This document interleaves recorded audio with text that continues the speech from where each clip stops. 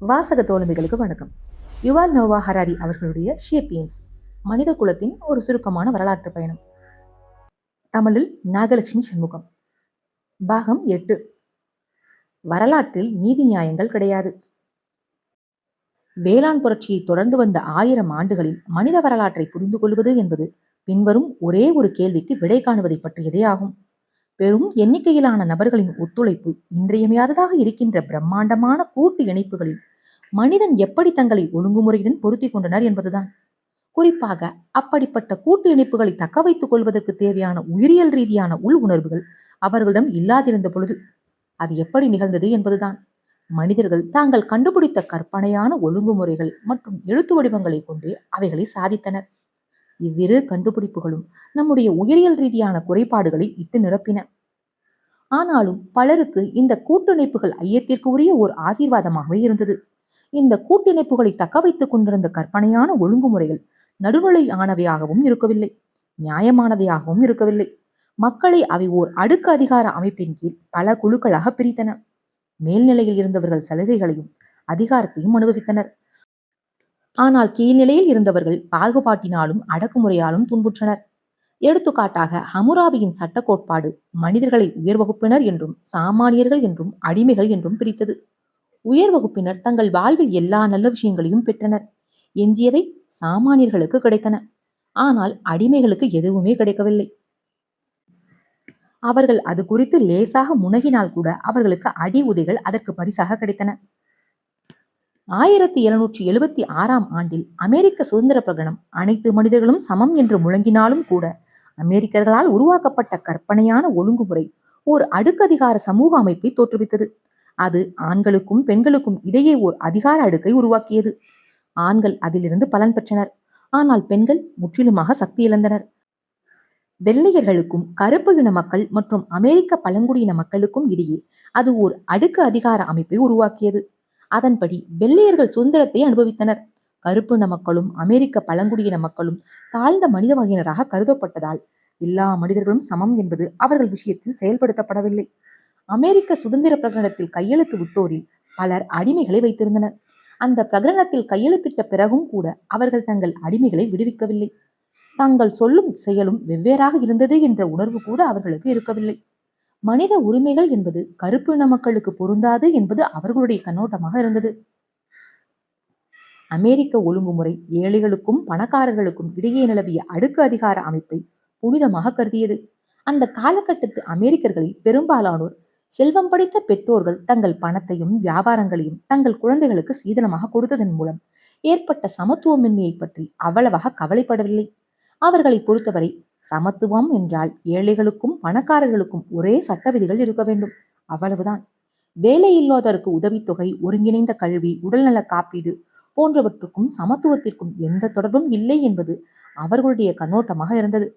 சுதந்திரமும் அன்று வேறுபட்டதொரு பொருள் கொண்டதாக இருந்தது. 1776 சக்தியற்றவர்களால் அதிகாரத்தை கைப்பற்றவும் கோலோச்சவும் முடியும் என்று அது கூறவில்லை. குறிப்பாக கருப்பின மக்கள், அமெரிக்க பழங்குடியினர் மற்றும் பெண்கள். வழக்கத்திற்கு மாறான சூழ்நிலைகளை தவிர அமெரிக்காவால் அதன் குடிமக்களின் தனிப்பட்ட சொத்துக்களை கைப்பற்ற முடியாது என்றும் அவர்கள் அந்த சொத்துக்களை கொண்டு என்ன செய்ய வேண்டும் என்று கட்டளையிட முடியாது என்றும் அது கூறியது. எனவே அமெரிக்க ஒழுங்குமுறையானது செல்வத்திற்கான அடுக்கதிகார அமைப்பை தூக்கி பிடித்தது. சிலர் அதை கடவுளின் ஆணை என்று கருதினர். மற்றவர்கள் மறுக்கப்பட முடியாத இயற்கை விதியது என்று நினைத்தனர். தகுதி வாய்ந்தவர்களுக்கு செல்வத்தை கொடுப்பதும் சோம்பேறித்தனத்திற்கு தண்டனைகளை வழங்குவதும் இயற்கையின் இயல்பு என்றும் கூறப்பட்டது. சுதந்திரமானவர்களுக்கும் அடிமைகளுக்கு இடையேயும், வெள்ளையர்களுக்கும் கருப்பின மக்களுக்கும் இடையேயும், செல்வந்தர்களுக்கும் ஏழைகளுக்கும் இடையேயுமான மேற்குறிப்பிடப்பட்டுள்ள பாகுபாடுகள் அனைத்தும் கற்பனையான புனை கதைகளில் வேரூன்றியுள்ளன. ஆண்கள் மற்றும் பெண்களின் அடுக்கதிகார அமைப்பை பின்னர் பார்க்கலாம்.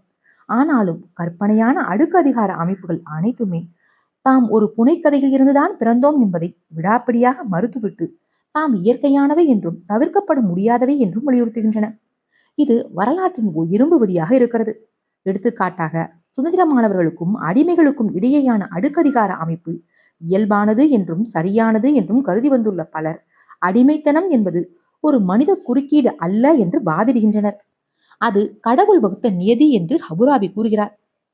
அடிமைகளிடம் ஒரு அடிமை இயல்பு இருப்பதாகவும் சுதந்திரமான மக்களிடம் ஒரு சுதந்திர உணர்வு இருப்பதாகவும் அரிஸ்டாட்டில் வாதிட்டார். அடிமைகளோ அல்லது சுதந்திரமானவர்களோ சமுதாயத்தில் அவர்களுடைய நிலை அவர்களுடைய உள்ளார்ந்த இயல்பின் ஒரு பிரதிபலிப்புதான் என்றும் வாதிடப்பட்டது.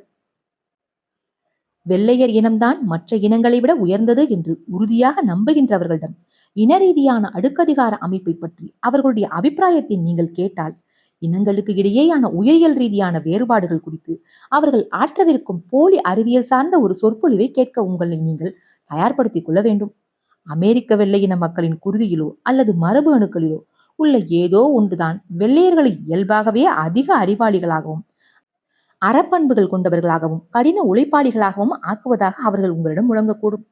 முதலாளித்துவத்தை உயிர் மூச்சாக கொண்டுள்ள ஒருவனிடம் செல்வத்தின் அடுக்கதிகார அமைப்பை பற்றி நீங்கள் கேட்டால், திறன்களில் உள்ள பாரபட்சமற்ற வேறுபாடுகளின் தவிர்க்கப்பட முடியாத விளைவு அது என்று அவன் கூறக்கூடும். அவனை பொறுத்தவரை பணக்காரர்கள் அதிக திறன் வாய்ந்தவர்களாகவும் கடின உழைப்பாளிகளாகவும் இருப்பதால் அவர்களிடம் அதிகமான செல்வம் சேர்கிறது. எனவே சிறப்பான மருத்துவ கவனிப்பும் சிறந்த கல்வியும் சிறந்த ஊட்டச்சத்தும் செல்வந்தர்களுக்கு கிடைத்தால் யாரும் அதை பற்றி மூச்சு விடக்கூடாது. அவர்கள் அனுபவிக்கின்ற அத்தனை நல்ல விஷயங்களுக்கும் அவர்கள் பெரும் தகுதி படைத்தவர்கள் என்றே கூறுகின்றனர். ஜாதி அமைப்பு முறையை கடைபிடிக்கின்ற இந்துக்கள் பிரபஞ்ச சக்திகள் தான் ஒரு ஜாதியை இன்னொரு ஜாதியை விட உயர்ந்ததாக ஆக்கியிருப்பதாக நம்புகின்றனர். படைப்பு குறித்து இந்துக்கள் கொண்டுள்ள கட்டுக்கதைகளில் மிக பிரபலமான ஒன்று இப்படி அமைந்துள்ளது. புருஷம், சமஸ்கிருதத்தில் புருஷ் என்ற ஒரு பண்டைய ஜீவன் உடலில் இருந்து கடவுளர் இவ்வுலகத்தை படைத்தனர். புருஷத்தின் கண்ணில் இருந்து சூரியனும் அதன் மூளையில் இருந்து சந்திரனும் அதன் வாயில் இருந்து பிராமணர்களும் அதன் கைகளில் இருந்து சத்திரியர்களும் அதன் தொடைகளில் இருந்து வைசியர்களும் அதன் கால்களில் இருந்து சூத்திரர்களும் படைக்கப்பட்டனர். நீங்கள் இந்த விளக்கத்தை ஏற்றுக்கொண்டால் பிராமணர்களுக்கும் சூத்திரர்களுக்கும் இடையேயான சமூக மற்றும் அரசியல் ரீதியான வேறுபாடுகள் சூரியனுக்கும் சந்திரனுக்கும் இடையேயான வேறுபாடுகளைப் போல இயல்பானவைதான் என்றும் நிரந்தரமானவைதான் என்றும் நீங்கள் ஒப்புக்கொள்ள வேண்டியிருக்கும். பண்டைய சீனர்களிடம் வேறொரு நம்பிக்கை இருந்தது. நூவா என்ற பெண் கடவுள் மண்ணில் இருந்து மனிதர்களை படைத்ததாக கூறுகின்ற அவர்கள் மேட்டுக்குடியினரை அருமையான மஞ்சள் நிற மண்ணில் இருந்தும் சாமானியர்களை பழுப்புநிற சகதியில் இருந்தும் உருவாக்கியதாக கூறுகின்றனர். ஆனால் நமக்கு தெரிந்தவரை இந்த அனைத்து அடுக்கதிகார அமைப்புகளும் மனித கற்பனையின் விளைவாக உருவானவைதான். பிராமணர்களும் சூத்திரர்களும் ஒரு பழங்கால உயிரினத்தின் உடலின் பல உறுப்புகளில் இருந்து கடவுளரால் உருவாக்கப்பட்டவர்கள் அல்லர். மாறாக சுமார் 3000 ஆண்டுகளுக்கு முன்பு வட இந்தியாவில் மனிதர்கள் உருவாக்கிய சட்டங்களும் கட்டுப்பாடுகளும் தான் இவ்விரு ஜாதிகளுக்கும் இடையேயான வேறுபாடுகளை தோற்றுவித்தன. அடிமைகளுக்கும் சுதந்திரமான மனிதர்களுக்கும் இடையே உயிரியல் ரீதியான எந்த ஒரு வேறுபாடும் இல்லை. இது அரிஸ்டாட்டிலின் கருத்தோடு முரண்பட்டு நிற்கின்ற உண்மை. மனித சட்டங்களும் கட்டுப்பாடுகளும் தான் சிலரை அடிமைகளாகவும் மற்றவர்களை எஜமானர்களாகவும் மாற்றியுள்ளன. கருப்பு இன மக்களுக்கும் வெள்ளையர்களுக்கும் இடையே பாரபட்சமற்ற உயிரியல் வேறுபாடுகள் உள்ளன. அவை எடுத்துக்காட்டாக அவர்களுடைய தோலின் நிறம், தலைமுடியின் அமைப்பு ஆகியவற்றை கூறலாம். ஆனால் அறிவிலும் அறப்பண்புகளிலும் அவர்களுக்கு இடையே வேறுபாடுகள் இருப்பதற்கான சான்றுகள் எதுவும் நம்மிடம் இல்லை. தங்களுடைய சமுதாய அடுக்கதிகார அமைப்பு மட்டுமே இயல்பானது என்றும் நியாயமானது என்றும் மற்றவற்றின் அடுக்கதிகார அமைப்புகள் தவறான மற்றும் நகைப்புக்குரிய காரணிகளின் அடிப்படையில் அமைந்துள்ளன என்றும் சிலர் முழங்குகின்றனர். நவீன மேற்கத்தியர்கள் இனரீதியான அடுக்கதிகார அமைப்பை பற்றிய யோசனையை எலி நகையாடுகின்றனர். கருப்பு இன மக்கள் வெள்ளையர்கள் வாழும் பகுதிகளில் வாழக்கூடாது, வெள்ளையர்களின் பள்ளிகளில் சேர்ந்து பயிலக்கூடாது, வெள்ளையர்களுக்கான மருத்துவமனைகளில் அவர்களுக்கு சிகிச்சை அளிக்கப்படக்கூடாது என்று வலியுறுத்துகின்ற சட்டங்கள் அவர்களுக்கு அதிர்ச்சியை அளிக்கின்றன. ஆனால் பணக்காரர்கள் மற்றும் ஏழைகளின் அடுக்கதிகார அமைப்பு அர்த்தம் வாய்ந்ததாக இருப்பதாக பல அமெரிக்கர்களும் ஐரோப்பியர்களும் கருதுகின்றனர். செல்வந்தர்கள் தனியான அதிக ஆடம்பரமான வீடுகள் அமைய பெற்ற பகுதிகளில் வாழ்வதையும் அதிக மதிப்புமிக்க தனியார் பள்ளிகளிலும் கல்லூரிகளிலும் படிப்பதையும் தனியான மற்றும் சிறந்த மருத்துவ கருவிகளை கொண்ட மருத்துவமனைகளில் சிகிச்சை பெறுவதையும் அந்த அடுக்கு அதிகார அமைப்பு ஓர் ஆணையாகவே செயல்படுத்தியுள்ளது. ஆனாலும் பெரும்பாலான பணக்காரர்கள் பணக்காரர்களாக இருப்பதற்கு காரணம் அவர்கள் ஒரு பணக்கார குடும்பத்தில் பிறந்ததுதான் என்பதும், பெரும்பாலான ஏழைகள் தங்கள் வாழ்நாள் முழுவதும் ஏழைகளாகவே இருப்பதற்கு காரணம் அவர்கள் ஓர் ஏழை குடும்பத்தில் பிறந்ததுதான் என்பதும் நிரூபிக்கப்பட்ட ஓர் உண்மையாகும். துரதிர்ஷ்டவசமாக சிக்கலான மனித சமுதாயங்களுக்கு கற்பனையான அடுக்கதிகார அமைப்புகளும் நியாயமற்ற பாகுபாடுகளும் தேவையாக இருப்பது போல தெரிகிறது. எல்லா அடுக்கதிகார அமைப்புகளும் அறநெறி ரீதியாக ஒரே மாதிரியாக இல்லை. சில சமுதாயங்கள் மற்றவற்றை விட மிக தீவிரமான பாகுபாட்டால் துன்புற்றன. ஆனால் பாகுபாட்டை ஒட்டுமொத்தமாக தூக்கி எறிந்த எந்த ஒரு பெரிய சமுதாயத்தையும் பற்றி அறிஞர்கள் இதுவரை கேள்விப்பட்டது இல்லை. மேல் வகுப்பினர் மற்றும் கீழ் வகுப்பினர் என்றும், வெள்ளையர்கள் மற்றும் கருப்பர்கள் என்றும், மேட்டுக்குடியினர் மற்றும் சாதாரண மக்கள் என்றும், பிராமணர்கள் மற்றும் சூத்திரர்கள் என்றும் கற்பனையான வகைகளுக்குள் தங்கள் கூட்டத்தினரை பிரிப்பதன் மூலம் மக்கள் தங்களுடைய சமுதாயங்களில் மீண்டும் மீண்டும் ஒழுங்கை உருவாக்கி வந்துள்ளனர்.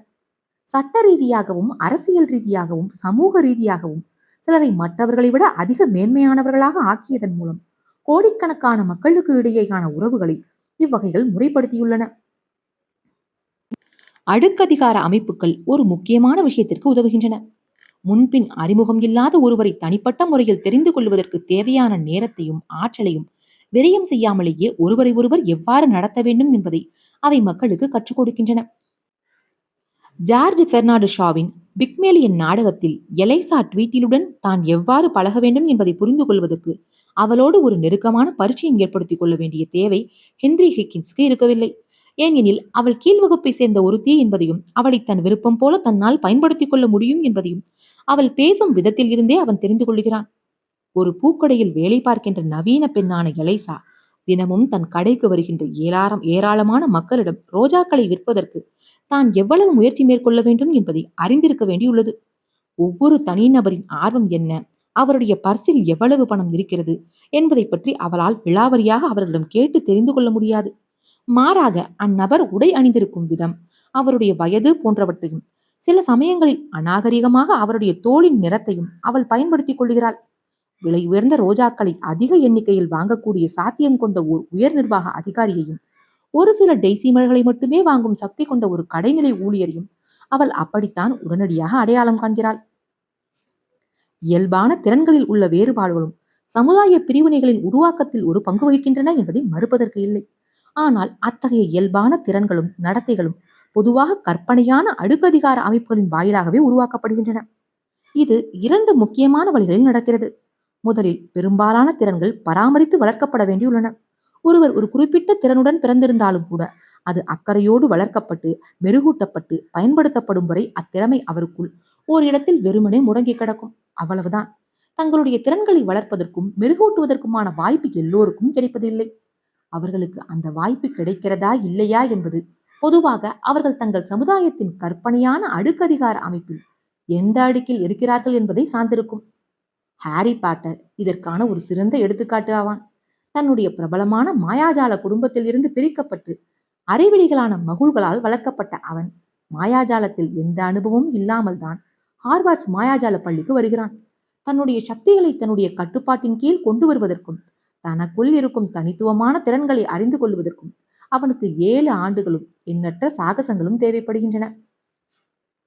இரண்டாவதாக, சமுதாயத்தில் வெவ்வேறு வகுப்புகளை சார்ந்த மக்கள் துல்லியமாக அதே திறமைகளை தங்களிடம் வளர்த்து கொண்டாலும் சம அளவு வெற்றி அவர்களுக்கு கிடைக்க வாய்ப்பு இல்லை. ஏனெனில் சமுதாய விதிமுறைகள் ஒரே மாதிரியானவையாக இருப்பது இல்லை. ஆங்கிலேய ஆட்சியின் கீழ் இருந்த இந்தியாவில் தீண்டத்தகாதவர் ஒருவரும் ஒரு பிராமணரும் அயர்லாந்து நாட்டு குடிமகனான ஒரு கத்தோலிக்கரும் ஓர் ஆங்கில புரோட்டஸ்டன்டும் ஒரே மாதிரியான வியாபார அறிவை தங்களிடம் வளர்த்திருந்தாலும் பணக்காரர்களாக ஆவதற்கான வாய்ப்பு அவர்கள் எல்லோருக்கும் ஒன்று போல அமைந்திருக்காது. சட்ட கட்டுப்பாடுகளும் நலிந்தவர்களை முன்னேற விடாதபடி தடுக்கின்ற அதிகாரப்பூர்வமற்ற முட்டுக்கட்டைகளுமாக சேர்ந்து பொருளாதார போட்டியில் தில்லுமுழுகளை செய்தன. நச்சு சுழற்சி. அனைத்து சமுதாயங்களும் கற்பனையான அடுக்கதிகார அமைப்புகளின் அடிப்படையிலேயே அமைந்துள்ளன என்றாலும் அவை ஒரே அடுக்கதிகார அமைப்பின் அடிப்படையில் அமையவில்லை. இந்த வேறுபாடுகளுக்கு எவை காரணம்? பாரம்பரிய இந்திய சமூகம் ஜாதியின் அடிப்படையிலும், ஓட்டோமான் சமுதாயம் மதத்தின் அடிப்படையிலும், அமெரிக்க சமுதாயம் இனத்தின் அடிப்படையிலும் மக்களை பிரித்தது ஏன்?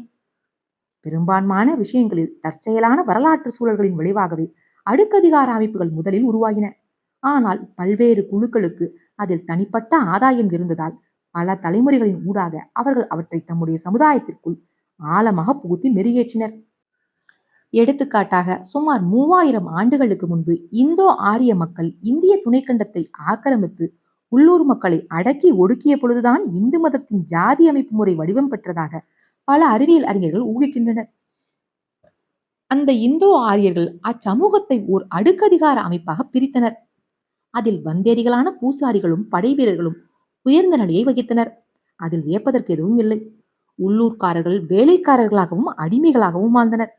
எண்ணிக்கையில் மிக குறைவாக இருந்த ஆக்கிரமிப்பாளர்கள் சமுதாயத்தில் தங்களுடைய உயர்ந்த நிலையையும் தனித்துவமான அடையாளமும் போய்விடுமோ என்று அஞ்சினர். இந்த அச்சத்தை தடுப்பதற்கு மக்களை அவர்கள் பல ஜாதிகளாக பிரித்தனர். ஒவ்வொரு ஜாதியும் ஒரு குறிப்பிட்ட தொழிலையோ அல்லது சமுதாயத்தில் ஒரு குறிப்பிட்ட பாத்திரத்தையோ வகிக்க கட்டாயப்படுத்தப்பட்டன. ஒவ்வொரு ஜாதிக்கும் வெவ்வேறு சட்ட தகுதி நிலையும் சலுகைகளும் கடமைகளும் உருவாக்கப்பட்டன. ஜாதிகள் ஒன்றோடு ஒன்று கலப்பது தடை செய்யப்பட்டது. அதன்படி வெவ்வேறு ஜாதியினருக்கு இடையே எந்தவிதமான சமூக தொடர்புகளும் இருக்கக்கூடாது. இருவேறு ஜாதிகளை சேர்ந்தவர்களுக்கு இடையே திருமணம் நடைபெறக்கூடாது. அவர்கள் ஒருவரோடு ஒருவர் உணவை பகிர்ந்து கொள்ளக்கூட அவர்களுக்கு அனுமதி அளிக்கவில்லை. இந்த வேறுபாடுகள் சட்டப்பூர்வமானவையாக இருந்ததோடு மத ரீதியான கட்டுக்கதைகளின் பிரிக்கப்பட முடியாத அம்சமாகவும் மத நடைமுறைகளின் ஒரு பகுதியாகவும் மாறின. ஜாதி அமைப்பு முறை ஒரு தற்செயலான வரலாற்று நிகழ்வு அல்ல, மாறாக அது ஒரு நிரந்தரமான பிரபஞ்ச யதார்த்தத்தை பிரதிபலித்தது என்று அந்த ஆட்சியாளர்கள் வாதிட்டனர். தூய்மை, தூய்மையின்மை ஆகிய கோட்பாடுகள் இந்து மதத்தில் இன்றியமையாத விஷயங்களாக இருந்தன. சமுதாய பிரமிடை தூக்கி பிடிக்க அவை வலிமைப்படுத்தப்பட்டன. வேறொரு ஜாதியை சேர்ந்தவர்களுடன் கலந்து பழகுவது தனிப்பட்ட முறையில் மட்டுமல்லாமல் ஒட்டுமொத்த சமுதாயத்தையும் மாசுபடுத்திவிடும் என்றும், எனவே அத்தகைய தொடர்புகள் வெறுத்து ஒதுக்கப்பட வேண்டும் என்றும் சமயப்பற்று கொண்ட இந்துக்களுக்கு கற்றுக் கொடுக்கப்பட்டது. இப்படிப்பட்ட யோசனைகள் இந்துக்களுக்கு மட்டுமே தனித்துவமானவை அல்ல. வரலாறு நெடுகிலும் கிட்டத்தட்ட அனைத்து சமுதாயங்களிலும் சமுதாய பிரிவுகளையும் அரசியல் பிரிவுகளையும் வலியுறுத்துவதில் தீட்டு, தூய்மை ஆகிய கோட்பாடுகள் ஒரு முன்னணி பங்கு வகித்து வந்துள்ளன. ஆட்சி அதிகாரத்தில் இருந்தவர்கள் தங்களுடைய சலுகைகளை தக்க வைத்துக் கொள்வதற்காகவே அவற்றை தங்களுக்கு ஏற்ற விதத்தில் வளைத்து வந்துள்ளனர். ஆனால் தீட்டு குறித்த அச்சம் முழுக்க முழுக்க மத குருக்களுக்கும் அரசர்களுக்கும் புனைந்து வந்துள்ள ஒன்று அல்ல. உயிர் பிழைத்து இருப்பதற்கு நம்முள் செயல்படுகின்ற ஒரு உள் உணர்விலேயே அது வேறொன்று இருக்கலாம். நோயாளிகள், சடலங்கள் போன்ற நோய்களை பரப்பக்கூடிய எந்த ஒரு காரணியையும் கண்டவுடன் நமக்குள் ஓர் அருவருப்பும் வெறுப்பும் ஏற்படும்படி செய்வது இந்த உள் உணர்வுதான். பெண்கள், யூதர்கள், ரோமா பழங்குடியினர், ஓரின சேர்க்கையாளர்கள், கருப்பர்கள் போன்ற ஏதேனும் ஒரு மனித குழுவை தனிமைப்படுத்த நீங்கள் விரும்பினால் இவர்கள் எல்லோரும் தீட்டுப்பட்டவர்கள் என்றும் தீட்டை பரப்புவார்கள் என்றும் மற்றவர்களை நீங்கள் நம்ப வைத்து விட்டால் போதும். இந்து மதத்தின் ஜாதிய அமைப்பு முறையும் இனக்கலப்பிற்கு எதிரான சட்டத்திட்டங்களும் இந்திய கலாச்சாரத்தில் ஆழமாக வேரூன்றியுள்ளன. இந்தோ ஆரிய ஆக்கிரமிப்பு மறக்கப்பட்டு நெடுங்காலத்திற்கு பிறகும் கூட இந்தியர்கள் ஜாதி அமைப்பு முறையில் தொடர்ந்து நம்பிக்கை கொண்டனர். ஜாதி கலப்பினால் விளைந்த தீட்டை வெறுத்தனர். அதே நேரம் ஜாதிகளும் மாற்றத்திற்கு உட்பட்டன. உண்மையில் காலப்போக்கில் பெரிய ஜாதிகளுக்குள் பல உட்பிரிவுகள் தோன்றின. இறுதியில் முதலாக தோன்றிய 4 ஜாதிகள் 3000 வெவ்வேறு குழுக்களாக பிரிந்தன. ஜாதிகள் இவ்வாறு பெருகிய பொழுதும் ஜாதி அமைப்பு முறையின் அடிப்படை கொள்கை மட்டும் மாறவே இல்லை. அதாவது ஒவ்வொரு நபரும் சமுதாயத்தில் ஒரு குறிப்பிட்ட அடுக்கு நிலைக்குள் பிறக்கிறார். அந்நிலையின் விதிமுறைகளை அவர் மீறினால் அது அவருக்கும் ஒட்டுமொத்த சமுதாயத்திற்கும் தீட்டு ஏற்படுத்தி விடுகிறது என்ற கொள்கை தொடர்ந்து நீடிக்கிறது. ஒருவருடைய தொழிலையும், அவர் என்ன உண்ணலாம் என்பதையும், அவர் எங்கு வாழலாம் என்பதையும், யாரை அவர் மனம் முடிக்கலாம் என்பதையும் அவருடைய ஜாதிதான் தீர்மானிக்கிறது. பொதுவாக ஒரு நபரால் தன்னுடைய ஜாதிக்கு உள்ளேயாதான் மனம் முடிக்க முடியும். அதனால் அவர்களுக்கு பிறக்கும் குழந்தைகளும் அதே ஜாதியை சேர்ந்தவர்களாக தான் மாறுகின்றனர். ஒரு புதிய தொழில் உருவாகிய பொழுது அல்லது ஒரு புதிய மக்கள் குழு தோன்றிய பொழுது இந்து சமுதாயத்திற்குள் முறையான ஓர் இடம் அவர்களுக்கு கிடைக்க வேண்டும் என்றால் அவர்கள் ஒரு ஜாதியாக அங்கீகரிக்கப்பட வேண்டியிருந்தது. ஒரு ஜாதி என்ற அங்கீகாரத்தை பெற தவறிய குழுவினர் விலக்கி வைக்கப்பட்டனர். பல பிரிவுகளை கொண்ட அச்சமுதாயத்தில் கீழ்மட்ட நிலையில் கூட அவர்கள் இல்லை. அவர்கள் தீண்டத்தகாதவர்களாக மாறினார்கள். அவர்கள் மற்றவர்களிடமிருந்து முற்றிலுமாக விலகி வாழ வேண்டியிருந்தது. குப்பை கூலங்களை கிளறி அவற்றில் இருந்து கிடைத்தவற்றை உட்கொண்டு மிகவும் அருவருப்பான, மிகவும் அவலமானதொரு வழியில் அவர்கள் வாழ வேண்டியிருந்தது. சமுதாயத்தில் அடிமட்டத்தில் இருந்த ஜாதியினர் கூட அந்த தீண்டத்தகாதவர்களுடன் கலந்து பழகுவதையும், சேர்ந்து உணவு அருந்துவதையும், அவர்களை தொடுவதையும், அவர்களை திருமணம் செய்து கொள்வதையும் தவிர்த்தனர். ஜாதி வேறுபாடுகளை களையவும், ஜாதி கலப்பினால் தீட்டு எதுவும் ஏற்படுவதில்லை என்று இந்துக்களை ஒப்புக்கொள்ள வைக்கவும் இந்திய அரசாங்கம் முயற்சிகள் மேற்கொண்டும் கூட நவீன இந்தியாவில் திருமணம், வேலை ஆகிய விஷயங்கள் மீது ஜாதி அமைப்பு முறை இன்றளவும் ஓர் அளப்பரிய தாக்கம் ஏற்படுத்தி கொண்டுதான் இருக்கிறது. அமெரிக்காவில் இன தூய்மை. அதே போன்றதொரு நச்சு சுழற்சி நவீன அமெரிக்காவில் இன ரீதியான அடுக்கதிகார அமைப்பு என்றென்றும் தொடர வழிவகுத்தது. 16ஆம் நூற்றாண்டில் இருந்து 18ஆம் நூற்றாண்டு வரை ஐரோப்பிய ஆக்கிரமிப்பாளர்கள் அமெரிக்காவின் சுரங்கங்களிலும் பண்ணைகளிலும் வேலை செய்ய வைப்பதற்காக லட்சக்கணக்கான ஆப்பிரிக்க அடிமைகளை அமெரிக்காவுக்கு இறக்குமதி செய்தனர். ஐரோப்பா மற்றும் கிழக்கு ஆசியாவில் இருந்து அடிமைகளை இறக்குமதி செய்வதற்கு பதிலாக ஆப்பிரிக்காவில் இருந்து அவர்களை இறக்குமதி செய்ததற்கு சூழ்நிலை ரீதியான 3 காரணிகள் இருந்தன. முதலாவதாக, மற்றவரோடு ஒப்பிடுகையில் ஆப்பிரிக்கா மிகவும் அருகில் இருந்தது. எனவே வியட்நாமில் இருந்து அடிமைகளை கொண்டு வருவதை விட ஜனகளில் இருந்து அடிமைகளை கொண்டு வருவது மலிவானதாக இருந்தது. இரண்டாவதாக, ஆப்பிரிக்காவில் அடிமை வியாபாரம், முக்கியமாக மத்திய கிழக்கு நாடுகளுக்கு அடிமைகளை ஏற்றுமதி செய்வது என்பது ஏற்கனவே வெற்றிகரமாக செயல்பட்டு வந்தது. ஆனால் ஐரோப்பாவில் அடிமைத்தலை அரிதாகவே இருந்தது. எனவே ஏற்கனவே இருந்த ஒரு அடிமை சந்தையில் இருந்து அடிமைகளை வாங்குவது புதிதாக முதலில் இருந்து ஒரு சந்தையை தூக்குவதை விட அதிக எளிதானதாக இருந்தது. மூன்றாவதாக, அமெரிக்காவில் தோன்றிய மலேரியா மற்றும் மஞ்சள் காய்ச்சல் நோய்கள் விர்ஜீனியா, ஹெய்ட்டி, பிரேசில் போன்ற இடங்களில் இருந்த அமெரிக்க பண்ணைகளை தீவிரமாக தாக்கியிருந்தன. ஆப்பிரிக்கர்கள் பல தலைமுறைகளின் ஊடாக இந்நோய்களுக்கு எதிராக மரபியல் ரீதியான எதிர்ப்பு திறனை ஓரளவுக்கு பெற்றிருந்தனர். ஆனால் ஐரோப்பியர்கள் இந்நோய்களுக்கு எதிராக முற்றிலும் பாதுகாப்பு அற்றவர்களாக இருந்ததால் கூட்டம் கூட்டமாக இறந்தனர். இதன் விளைவாக ஓர் ஐரோப்பிய அடிமையின் மீது அல்லது ஒப்பந்த கூலிக்காரனின் மீது முதலீடு செய்வதற்கு பதிலாக ஓர் ஆப்பிரிக்க அடிமையின் மீது முதலீடு செய்வது ஒரு பண்ணை உரிமையாளருக்கு அறிவார்ந்ததாக இருந்தது. இதில் முரணான விஷயம் என்னவென்றால், நோய் எதிர்ப்பு சக்தியை பொறுத்தவரை மரபியல் ரீதியாக உயர்ந்த நிலையில் இருந்த ஆப்பிரிக்கர்கள் அமெரிக்காவுக்கு வந்த பிறகு அங்கு சமுதாய ரீதியாக தாழ்ந்தவர்களாக மாறினர். இந்த சூழ்நிலை காரணிகளால் புதிதாக முளைவிட்டுக் கொண்டிருந்த அமெரிக்க சமுதாயங்கள் வெள்ளை ஐரோப்பியர்களை உள்ளடக்கிய ஓர் ஆளும் ஜாதியாகவும் கருப்பு ஆப்பிரிக்கர்களை உள்ளடக்கிய ஓர் அடிமை ஜாதியாகவும் பிரிக்கப்பட இருந்தன. ஆனால் தங்களுக்கு பொருளாதார ரீதியாக லாபகரமாக இருந்ததால் ஒரு குறிப்பிட்ட இனத்தை சேர்ந்த அல்லது ஒரு குறிப்பிட்ட இடத்தை சேர்ந்த அடிமைகளை தாங்கள் வைத்திருந்ததாக கூற மக்கள் விரும்புவது இல்லை. இந்தியாவை ஆக்கிரமித்த ஆரியர்களைப் போலவே அமெரிக்காவில் இருந்த ஐரோப்பியர்கள் மற்றவர்களின் பார்வைக்கு தாங்கள் பொருளாதார ரீதியாக வெற்றியடைந்தவர்களாக தெரிவதோடு கூடவே சமயப்பற்று கொண்டவர்களாகவும் நியாயமானவர்களாகவும் பாரபட்சம் அற்றவர்களாகவும் தெரிய வேண்டும் என்று விரும்பினர். இந்த பிரிவினையை நியாயப்படுத்துவதற்கு மத ரீதியான மற்றும் அறிவியல் ரீதியான கட்டுக்கதைகளை அவர்கள் மக்களிடம் பரப்பினர். பைபிளில் வரும் நோவாவின் மகனான ஹாமின் வழித்தோன்றல்கள் தான் ஆப்பிரிக்கர்கள் என்றும், ஹாமின் குழந்தைகள் அடிமைகளாக ஆவார்கள் என்றும் நோவா அவனுக்கு ஒரு சாபமிட்டதாகவும் இறைமையியல் வல்லுநர்கள் வாதிட்டனர். கருப்பர்கள் வெள்ளையர்களை விட குறைவான அறிவு கொண்டவர்கள் என்றும், அவர்களுடைய அறப்பண்புகள் அவ்வளவாக வளர்ச்சி அடையவில்லை என்றும் உயிரியலாளர்கள் வாதிட்டனர்.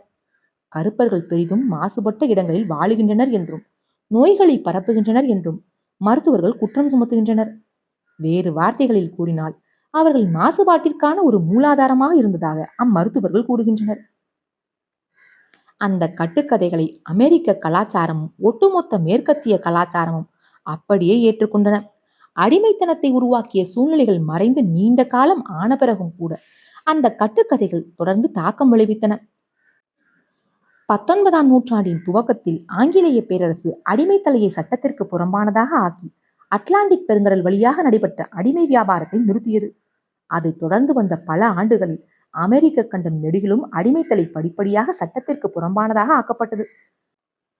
அடிமைகளை வைத்திருந்த சமுதாயங்கள் அடிமைத்தலையை மனமுவந்து ஒழித்தது வரலாற்றில் அதுதான் முதன்முறையாகும். அதுதான் ஒரே முறையும் கூட என்பது அதற்கு குறிப்பிடத்தக்கது.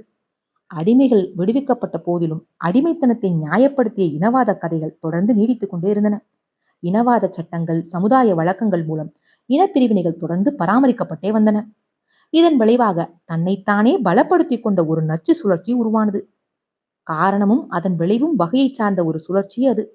எடுத்துக்காட்டாக, அமெரிக்க உள்நாட்டு போர் முடிந்தவுடன் அமெரிக்க தென் மாநிலங்களில் நிகழ்ந்தவற்றை பாருங்கள். 1865 அமெரிக்க அரசியல் அமைப்பின் 13வது சட்ட திருத்தம் அடிமைத்தலையை சட்டத்திற்கு புறம்பானதாக மாற்றியது. குடியுரிமையும் சமமான சட்ட பாதுகாப்பையும் இனத்தின் அடிப்படையில் யாருக்கும் மறுக்க முடியாது என்று 14வது திருத்தம் ஓர் ஆணையை பிறப்பித்தது. ஆனால் 200 ஆண்டுகளாக அடிமைகளாக இருந்து வந்திருந்த பெரும்பாலான கருப்பின குடும்பங்கள் பெரும்பாலான வெள்ளையர் குடும்பங்களோடு ஒப்பிடுகையில் மிகவும் வறிய நிலையிலும் அவ்வளவாக கல்வி கற்காதவர்களாகவும் இருந்தனர். இதனால் 1865 அலாபாமாவில் பிறந்த ஒரு கருப்பருக்கு ஒரு சிறந்த கல்வியும் நல்ல சம்பளத்துடன் கூடிய ஒரு வேலையும் கிடைப்பதற்கு இருந்த வாய்ப்புகள் அவருடைய அண்டை வீட்டு வெள்ளையருக்கு இருந்த வாய்ப்புகளை விட மிக மிக குறைவானதாகும். 1880களிலும் 1890களிலும் பிறந்த அவருடைய குழந்தைகள் அவருக்கு இருந்த அதே அனுகூலங்களுடன் பிறந்தனர். அதாவது கல்வி அறிவு இல்லாத ஏழ்மையான ஒரு குடும்பத்திலேயே அவர்கள் பிறந்தனர். பொருளாதார ரீதியான பிரச்சனையோடு கதை முடிந்துவிடவில்லை. அலாபாமாவில் ஏழை வெள்ளையர்களும் ஏராளமானோர் இருந்தனர். அவர்களுடைய சொந்த வெள்ளை இனத்தைச் சேர்ந்த பொருளாதார ரீதியாக செழிப்பாக இருந்த சகோதர சகோதரிகளுக்கு கிடைத்த வாய்ப்புகள் அவர்களுக்கு கிடைக்கவில்லை. அதோடு தொழில் புரட்சியும் பெரிய அளவிலான குடியேற்றங்களும் அமெரிக்காவை முன்னேற்றத்திற்கு பெரும் வாய்ப்புகள் இருந்த ஒரு சமுதாயமாக மாற்றியது. அதனால் அச்சமுதாயத்தில் குப்பைமேட்டில் இருந்த பலரால் கோபுர உச்சியை விரைவில் சென்றடைய முடிந்தது. பணம் மட்டுமே முக்கியமானதாக இருந்திருந்தால் இனங்களுக்கு இடையேயான இடைவெளி குறைந்தபட்சம் கலப்பின திருமணங்கள் மூலமாக விரைவில் மறைந்து போயிருக்கும். ஆனால் அது நிகழவில்லை. 1865ஆம் ஆண்டு வாக்கில் கருப்பர்கள் வெள்ளையர்களை விட அறிவில் குறைந்தவர்கள், அதிக வன்முறையானவர்கள், அதிக காமவெறி கொண்டவர்கள், அதிக சோம்பேறிகள், தனிப்பட்ட சுகாதாரம் பற்றி அவ்வளவாக அக்கறை இல்லாதவர்கள் என்று வெள்ளையர்கள் உண்மையிலேயே நம்பினர். பல கருப்பர்களும் கூட அது உண்மை என்றுதான் கருதினர். எனவே கருப்பர்கள்தான் வன்முறைக்கும் கொள்ளைக்கும் கற்பழிப்புக்கும் நோய்களுக்கும் காரணம் என்று கருத்து உருவானது. மொத்தத்தில் அவர்கள் மாசுபட்டவர்கள் என்ற நிலை உருவானது. 1895இல் அலாபாமாவை சேர்ந்த ஒரு கருப்பர் அதிசயமாக எப்படியோ கல்வி கற்று ஒரு வங்கி காசாளர் வேலை போன்ற ஒரு மதிப்பான வேலைக்கு விண்ணப்பித்தாலும் அவர் அந்த வேலைக்கு ஏற்றுக்கொள்ளப்படுவதற்கு இருந்த வாய்ப்பு அதே அளவு தகுதி படைத்த ஒரு வெள்ளையருக்கு இருந்த வாய்ப்பை விட மிகவும் குறைவானதாகும். கருப்பர்கள் இயல்பாகவே சோம்பேறிகள், நம்பகமற்றவர்கள், குறைவான அறிவு படைத்தவர்கள் என்று கருப்பர்களுக்கு எதிராக உருவாக்கப்பட்டிருந்த அவப்பெயர் அவர்களுக்கு எதிராகவே செயல்பட்டது. இந்த அவப்பெயர்கள் எல்லாம் வெறும் கட்டுக்கதைகள் என்று மக்கள் மெல்ல மெல்ல புரிந்து கொள்வார்கள் என்றும், தாங்கள் வெள்ளையர்களைப் போலவே தகுதியானவர்கள், சட்டத்திற்கு கட்டுப்பட்டு நடப்பவர்கள், தூய்மையானவர்கள் என்று கருப்பர்களால் காலப்போக்கில் தங்களை நிரூபிக்க முடியும் என்று நீங்கள் நினைக்கக்கூடும். உண்மையில் இதற்கு நேர் எதிரானதுதான் நிகழ்ந்தது. காலம் செல்ல செல்ல இந்த பாரபட்சங்கள் மென்மேலும் வலுப்பெற்றன. சிறந்த வேலைகள் அனைத்தையும் வெள்ளையர்கள் எடுத்துக்கொண்டதால் கருப்பர்கள் உண்மையிலேயே தாழ்ந்தவர்கள் என்பதை நம்புவது அதிக எளிதானதாக ஆனது. கருப்பர்கள் பல தலைமுறைகளாக சுதந்திரமானவர்களாக இருந்து வந்துள்ளனர்.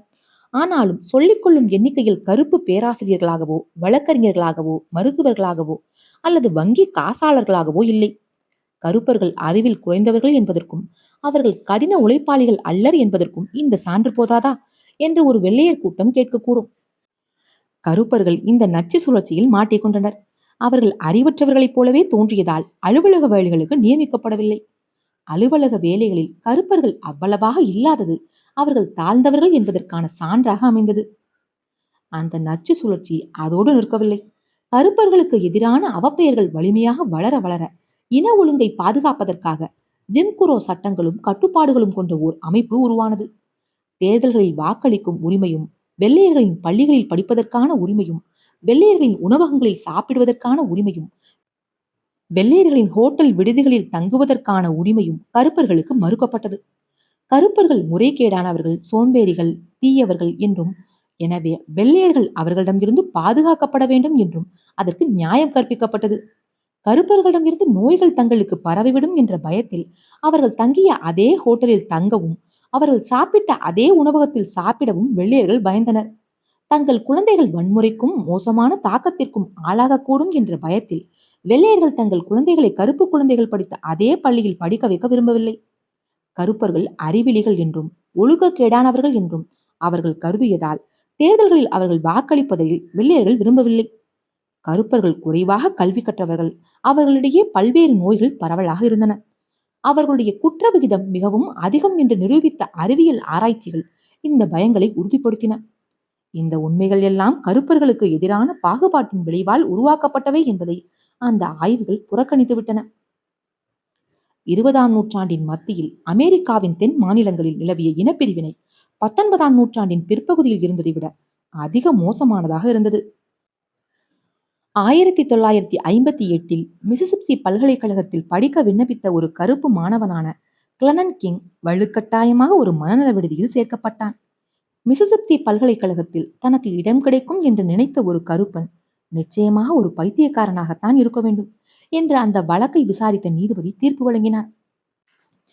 கருப்பு இனத்தை சார்ந்த ஆண்களுக்கும் வெள்ளையர் இனத்தை சேர்ந்த பெண்களுக்கும் இடையேயான பாலுறவுகளும் திருமண உறவுகளும் தென் மாநில மக்களுக்கும் பல வடமாநில மக்களுக்கும் அருவருப்பு ஊட்டுபவையாக இருந்தன. இனங்களுக்கு இடையேயான பாலுறவிற்கு மாபெரும் தடை விதிக்கப்பட்டது. அத்தடையை மீறியவர்கள் அல்லது மீறியதாக சந்தேகிக்கப்பட்டவர்கள் உடனடியாக அடித்து கொல்லப்பட வேண்டியவர்களாக கருதப்பட்டனர். வெள்ளையர்களே உயர்ந்தவர்கள் என்ற இனவாத கொள்கையை தீவிரமாக கடைபிடித்த ஹூ கிளேக்ஸ் கிளான் என்ற ரகசிய அமைப்பு அப்படிப்பட்ட பல கொலைகளை நிகழ்த்தியது. காலப்போக்கில் இனவாதம் மற்ற பிற கலாச்சார அம்சங்களுக்கு பரவியது. அமெரிக்க அழகியல் கலாச்சாரம் அழகுக்கு வெள்ளையர்கள் வகுத்த தரத்தையே சுற்றி உருவாக்கப்பட்டது. வெளிர் நிற தோல், நேரான தலைமுடி, லேசாக மேல் நோக்கி வளைந்த ஒரு சிறிய மூக்கு போன்ற வெள்ளையர்களின் புறத்தோற்ற அம்சங்கள் தான் அழகானவை என்ற எண்ணம் உருவாக்கப்பட்டது. கருப்பு தோல், கருப்பான மற்றும் புதர் போன்ற அடர்த்தியான தலைமுடி, ஒரு சப்பையான மூக்கு போன்ற கருப்பர்களின் புறத்தோற்ற அம்சங்கள் அசிங்கமானவையாக கருதப்பட்டன. முன்கூட்டியே உருவாக்கப்பட்ட இத்தகைய அனுமானங்கள் கற்பனையான அடுக்கதிகார அமைப்பை மனித விழிப்புணர்வு நிலைக்குள் இன்னும் ஆழமாக வேரூன்றச் செய்தன. இப்படிப்பட்ட நச்சு சுழற்சிகள் பல நூற்றாண்டுகளாகவோ அல்லது பல ஆயிரம் ஆண்டுகளாகவோ கூட நீடித்து தற்செயலான ஒரு வரலாற்று நிகழ்வில் இருந்து முளைத்த ஒரு கற்பனையான அடுக்கதிகார அமைப்பை ஊடுருவக்கூடும். நியாயமற்ற பாகுபாடுகள் காலப்போக்கில் பெரும்பாலும் மேலும் மேலும் அதிகமாக மோசமடைகின்றன. பணக்காரர்களிடம் பணம் குவிகிறது, ஏழைகளிடம் வறுமை தாண்டவமாடுகிறது, கற்றவர்களிடம் கல்வி மேன்மேலும் வந்தடைகிறது, அறியாமையில் உழல்பவர்கள் மேலும் அறியாமையில் சிக்கிக் கொள்ளுகின்றனர். வரலாற்றில் பலிகடாக்களாக ஆக்கப்பட்டவர்கள் மீண்டும் பலிகடாக்களாக ஆக்கப்படுவதற்கான வாய்ப்பு இருக்கிறது. வரலாறு யாருக்கு சலுகைகளை வழங்கி வந்துள்ளதோ அவர்கள் மேலும் அதிகமான சலுகைகளை பெறுவதற்கான வாய்ப்புகள் அதிகமாக இருக்கின்றன. சமூக அரசியல் அடுக்கதிகார அமைப்புகளில் பெரும்பாலானவை பகுத்தறிவு ரீதியான அல்லது உளவியல் ரீதியான அடிப்படை ஏதும் அற்றவையாகவே இருக்கின்றன. அவை வெறுமனே கட்டுக்கதைகளின் ஆதரவில் நீடித்து நிலைத்துள்ள தற்செயலான நிகழ்வுகளே. வரலாற்றை படிக்க வேண்டியதற்கான ஒரு நல்ல காரணம் இது. கருப்பர்கள் மற்றும் வெள்ளையர்கள் என்ற பிரிவும் பிராமணர்கள் மற்றும் சூத்திரர்கள் என்ற பிரிவும் உயிரியல் ரீதியான யதார்த்தங்களின் அடிப்படையில் அமைந்திருந்தால், அதாவது சூத்திரர்களை விட பிராமணர்களுக்கு அதிக சிறப்பான மூளைகள் இருந்திருந்தால், மனித சமுதாயத்தை புரிந்து கொள்வதற்கு உயிரியல் மட்டுமே போதுமானதாக இருந்திருக்கும். ஹோமோசேப்பியன்ஸின் பல்வேறு குழுக்களுக்கு இடையேயான உயிரியல் ரீதியான வேறுபாடுகள் உண்மையில் எளிதில் ஒதுக்கி தள்ளத்தக்கவையாக இருப்பதால் இந்திய சமுதாயத்தின் அல்லது அமெரிக்க இன பாகுபாட்டின் நுணுக்கங்களை உயிரியலால் விளக்க முடியாது. கற்பனை புனைவுகளை மிக கொடூரமான அதே நேரம் ஆழமான சமுதாய கட்டமைப்புகளாக மாற்றிய நிகழ்வுகளையும் சூழல்களையும் அதிகார உறவுகளையும் கற்று தெளிவதன் மூலமாக மட்டுமே அவற்றை நம்மால் எளிதில் புரிந்து கொள்ள முடியும். ஆண் பெண் பாகுபாடு. பல்வேறு சமுதாயங்கள் பல்வேறு வகையான கற்பனையான அடுக்கதிகார அமைப்புகளை பின்பற்றுகின்றன. நவீன அமெரிக்கர்களுக்கு இனம் மிகவும் முக்கியமானது. ஆனால் இடைக்கால இஸ்லாமியர்களுக்கு அது முக்கியத்துவம் அற்றதாக இருந்தது. இடைக்கால இந்தியாவில் ஜாதி ஒரு வாழ்வா சாவா பிரச்சனையாக இருந்தது.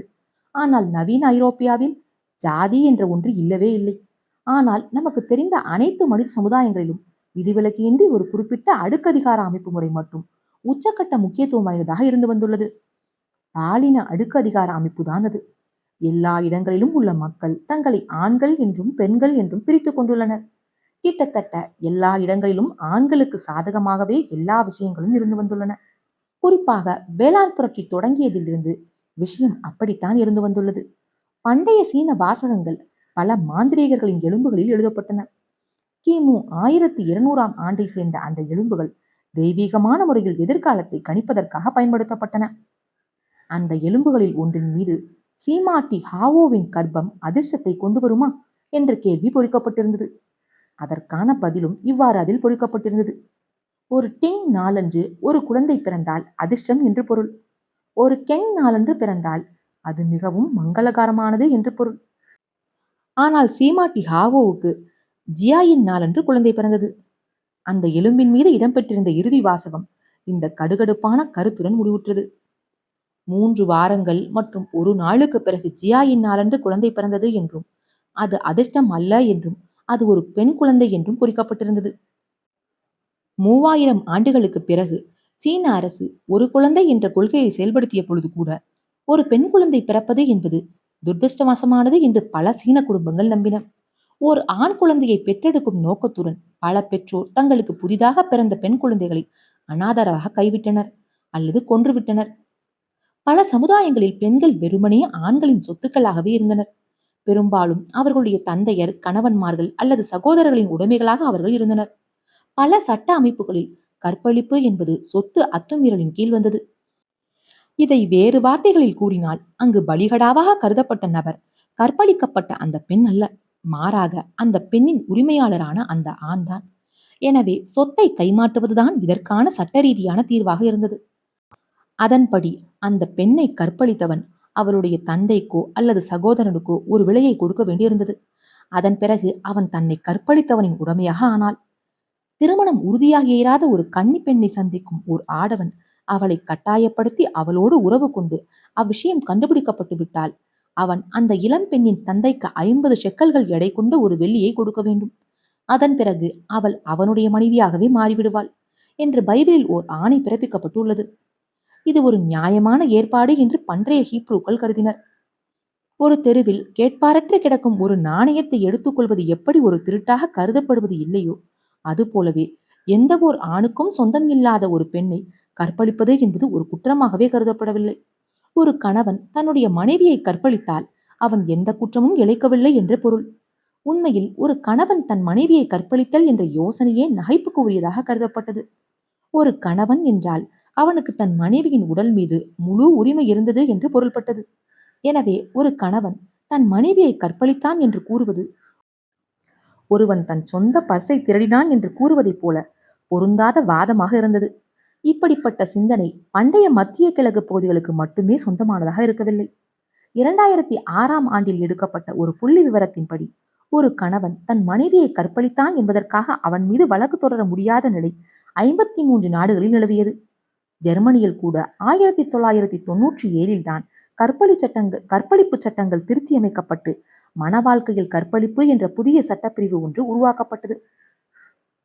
ஆண் பெண் என்ற பிரிவு இந்தியாவில் உள்ள சாதியவாதத்தையும் அமெரிக்காவில் உள்ள இன பாகுபாட்டையும் போல கற்பனையில் விளைந்த ஒன்றோ அல்லது ஆழமான உயிரியல் ரீதியான வேர்களை கொண்ட ஓர் இயல்பான பிரிவோ.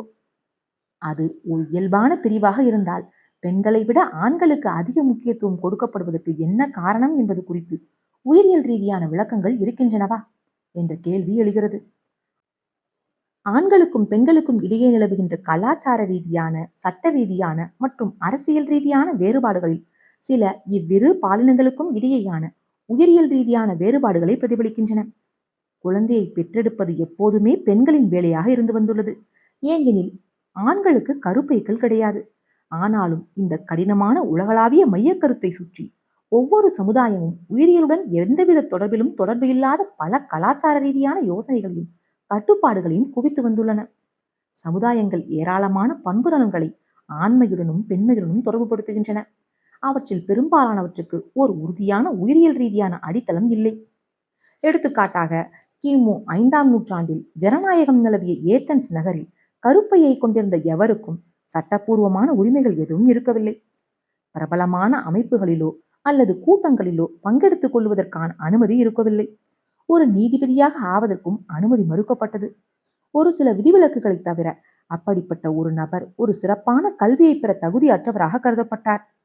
வியாபாரத்திலோ அல்லது தத்துவ சொற்பொழிவுகளோ ஈடுபடுவதற்கான சுதந்திரம் அவர்களுக்கு இருக்கவில்லை. ஏத்தன்ஸின் அரசியல் தலைவர்கள், மாபெரும் தத்துவியலாளர்கள், பேச்சாளர்கள், கலைஞர்கள் மற்றும் வணிகர்கள் யாரும் ஒரு கருப்பையை கொண்டிருக்கவில்லை. அப்படியென்றால் அவர்கள் யாரும் பெண்களே இல்லை. ஒரு கருப்பையை பெற்றிருப்பது இத்தகைய தொழில்களுக்கு ஒருவரை உயிரியல் ரீதியாக தகுதியற்றவராக ஆக்குகிறதா என்ன? பண்டைய ஏதன்வாசிகள் அப்படித்தான் நினைத்தனர். ஆனால் நவீன ஏதன்ஸ் மக்களோடு அதனோடு உடன்பட மறுக்கின்றனர். நவீன ஏதன்ஸில் பெண்கள் வாக்களிக்கின்றனர், அரசாங்க பொறுப்புகளை வகிக்க தேர்ந்தெடுக்கப்படுகின்றனர், சொற்பொழிவுகள் ஆற்றுகின்றனர். ஆபரணங்களில் தொடங்கி கட்டடங்களில் இருந்து மென்பொருள் வரை எல்லாவற்றையும் வடிவமைக்கின்றனர். பல்கலைக்கழகங்களுக்கு சென்று படிக்கின்றனர். இவ்வேலைகளை ஆண்கள் எந்த அளவுக்கு வெற்றிகரமாக செய்கின்றனரோ அதே அளவுக்கு அவர்களும் அவற்றை வெற்றிகரமாக செய்கின்றனர். அவர்களுடைய கருப்பைகள் அவர்களுக்கு எந்த விதத்திலும் இடையூறாக இருப்பது இல்லை. அதே நேரம் அரசியலிலும் வியாபாரத்திலும் ஈடுபடும் பெண்களின் எண்ணிக்கை இன்றும் மிக குறைவாகவே இருக்கிறது என்பதும் உண்மைதான். கிரேக்க பாராளுமன்ற உறுப்பினர்களில் சுமார் 12% மட்டுமே பெண்கள். ஆனால் அரசியலில் அவர்கள் ஈடுபடுவதை தடுக்கின்ற எந்த சட்டமும் அங்கு இல்லை. அரசாங்க பொறுப்புகளை பெண்கள் வகிப்பது இயல்பானதுதான் என்று நவீன கிரேக்கர்கள் கருதுகின்றனர். பாலியல் ரீதியான பெண்கள் வசம் மட்டுமே ஈர்க்கப்படுவதும், எதிர்ப்பாலினருடன் மட்டுமே பாலின உறவில் ஈடுபடுவதும் ஓர் ஆணாக இருப்பதன் முக்கிய அங்கம் என்றும் நவீன கிரேக்கர்கள் பலர் நினைக்கின்றனர். இதை கலாச்சார ரீதியான ஒரு பாரபட்சமாக அவர்கள் பார்ப்பது இல்லை, மாறாக உயிரியல் ரீதியான ஒரு யதார்த்தமாக பார்க்கின்றனர். எதிரெதிர் பாலினத்தை சேர்ந்த இருவருக்கு இடையேயான உறவு இயற்கையானது என்றும், ஒரே பாலினத்தை சேர்ந்த இருவருக்கு இடையேயான உறவு இயற்கைக்கு மாறானது என்றும் அவர்கள் கருதுகின்றனர். உண்மையில் ஆண்கள் பாலியல் ரீதியாக ஒருவரை நோக்கி ஒருவர் கவரப்படுவதை இயற்கை அன்னை பொருட்படுத்துவது இல்லை. குறிப்பிட்ட கலாச்சாரங்களில் ஊறிப்போயுள்ள மனித அன்னையர்தான் தங்கள் மகன் தங்கள் பக்கத்து வீட்டு இளைஞனால் கவரப்பட்டிருந்தால் உணர்ச்சி வசப்பட்டு பொங்கி எழுகின்றனர். அம்மாக்களின் ஆர்ப்பாட்டம் உயிரியல் ரீதியான வெளிப்பாடுகள் அல்ல. ஓரினச் சேர்க்கைகள் சட்டப்பூர்வமானவை மட்டுமல்லாமல் சமுதாய ரீதியாக ஆக்கப்பூர்வமானவையும் கூட என்ற கண்ணோட்டத்தை குறிப்பிடத்தக்க எண்ணிக்கையிலான மனித கலாச்சாரங்கள் கொண்டுள்ளன. பண்டைய கிரேக்க நாடு இதற்கான ஒரு பிரபலமான எடுத்துக்காட்டாகும். ஹோமரின் இலியட் நாடகத்தில் தன் மகனான அகிலிஸ் பெட்ராக்ஸுடன் உறவு கொண்டிருந்தது குறித்து தீட்டிஸுக்கு எந்த மறுப்பும் இருந்ததாக குறிப்பிடப்படவில்லை. மெசிடோனியாவின் பேரரசியான ஒலிம்பியஸ் பண்டைய உலகின் பெரும் சக்தி வாய்ந்த மற்றும் கோபக்கார பெண்களில் ஒருத்தியாக இருந்தாள். தன் சொந்த கணவனான அரசன் பிலிப்பையே கொன்றவல்லவள். ஆனாலும் தன் மகனான மாவீரன் அலெக்சாண்டர் தன் காதலனான ஹெபஸ்டியனை இரவு விருந்திற்காக தன் வீட்டிற்கு அழைத்து வந்த பொழுது அவள் தன் மகனோடு சண்டையிடவில்லை. எது உயிரியல் ரீதியாக தீர்மானிக்கப்படுகிறது, எதை உயிரியல் ரீதியான கட்டுக்கதைகள் மூலமாக மக்கள் நியாயப்படுத்த முயற்சிக்கின்றனர் என்பதை நாம் எப்படி பிரித்தறிவது? உயிரியல் அனுமதிக்கிறது, கலாச்சாரம் தடுக்கிறது என்பதை ஒரு நல்ல அளவுகோலாக வைத்துக் கொள்ளலாம். ஏராளமான சாத்தியக்கூறுகளை பொறுத்துக் கொள்ள உயிரியல் தயாராக இருக்கிறது. ஆனால் கலாச்சாரம் சில சாத்தியக்கூறுகளை மெய்யாக்குவதற்கு மக்களை கட்டாயப்படுத்துகிறது. அதே நேரம் பிறவற்றை அவர்கள் பின்தொடர்வதை அது முற்றிலுமாக தடுக்கிறது. குழந்தைகளை பெற்றுக்கொள்வதற்கான திறனை பெண்களுக்கு உயிரியல் கொடுத்திருக்கிறது. பெண்கள் இந்த சாத்தியக்கூற்றை மெய்யாக்க வேண்டும் என்று சில கலாச்சாரங்கள் அவர்களை கட்டாயப்படுத்துகின்றன. ஆண்கள் ஒருவரோடு ஒருவர் உறவு கொள்வதற்கான சாத்தியக்கூற்றை உயிரியல் வழங்குகிறது. ஆனால் ஆண்கள் இந்த சாத்தியக்கூற்றை மெய்யாக்குவதற்கு சில கலாச்சாரங்கள் தடை விதிக்கின்றன. இயற்கைக்கு புறம்பானவற்றுக்கு மட்டுமே தாம் தடை போடுவதாக கலாச்சாரம் வாதிடுகிறது. ஆனால் உயிரியல் சார்ந்த ஒரு கண்ணோட்டத்திலிருந்து பார்க்கும் பொழுது எதுவுமே இயற்கைக்கு புறம்பானது அல்ல. எது சாத்தியமோ அது இயற்கையானதுதான். உண்மையிலேயே இயற்கைக்கு புறம்பான ஒரு நடத்தை, அதாவது இயற்கை விதிகளுக்கு எதிரான ஒரு நடத்தை நடைமுறை சாத்தியமே அற்றது. எனவே அதற்கு தடை போட வேண்டிய தேவையே இருக்காது. ஆண்கள் ஒளிச்சேர்க்கையை மேற்கொள்ளக்கூடாது என்றோ, பெண்கள் ஒளியின் வேகத்தை விட அதிக வேகமாக ஓடக்கூடாது என்றோ, எதிர் மின்னேற்றம் பெற்ற எலக்ட்ரான்களுக்கு இடையே பரஸ்பர ஈர்ப்பு இருக்கக்கூடாது என்றோ எந்த கலாச்சாரமும் இதுவரை எந்த தடையும் போட்டதே இல்லை. உண்மையில் இயற்கையானது, இயற்கைக்கு மாறானது ஆகிய நம்முடைய கோட்பாடுகள் உயிரியலிலிருந்து பெறப்படவில்லை. மாறாக அவை கிறிஸ்தவ இறையியலிலிருந்தே எடுக்கப்பட்டுள்ளன. இயற்கையானது என்பதன் இறையியல் ரீதியான பொருள் இயற்கையை படைத்த கடவுளின் நோக்கங்களுடன் இணக்கமாக இருப்பது என்பதுதான். கடவுள்தான் மனித உடலை படைத்ததாகவும் அதன் ஒவ்வொரு உறுப்பும் ஒரு குறிப்பிட்ட நோக்கத்தை கொண்டிருந்ததாகவும் கிறிஸ்தவ இறையியலாளர்கள் வாதிட்டனர். அதாவது நம்முடைய உறுப்புகளை கடவுள் எந்த நோக்கத்திற்காக படைத்திருந்தாரோ அதற்காக மட்டும் அதை நாம் பயன்படுத்தினால் அது ஒரு இயற்கையான நடவடிக்கையாகும்.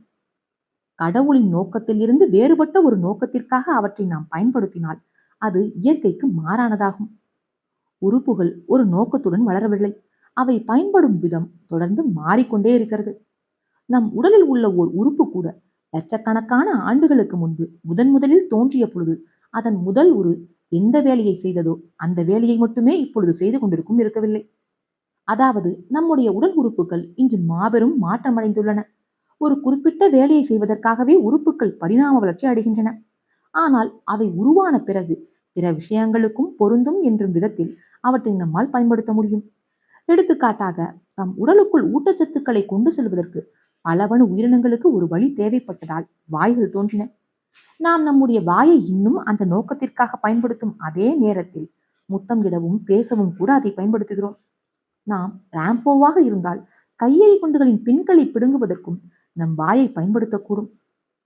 60 கோடி ஆண்டுகளுக்கு முன்பு வாழ்ந்த புழு வடிவில் இருந்த நம்முடைய மூதாதையர் தங்கள் வாய்களை கொண்டு இத்தகைய விஷயங்களை செய்யவில்லை என்பதற்காக இந்த பயன்களில் ஏதேனும் இயற்கைக்கு மாறானது என்று கூறிவிட முடியுமா?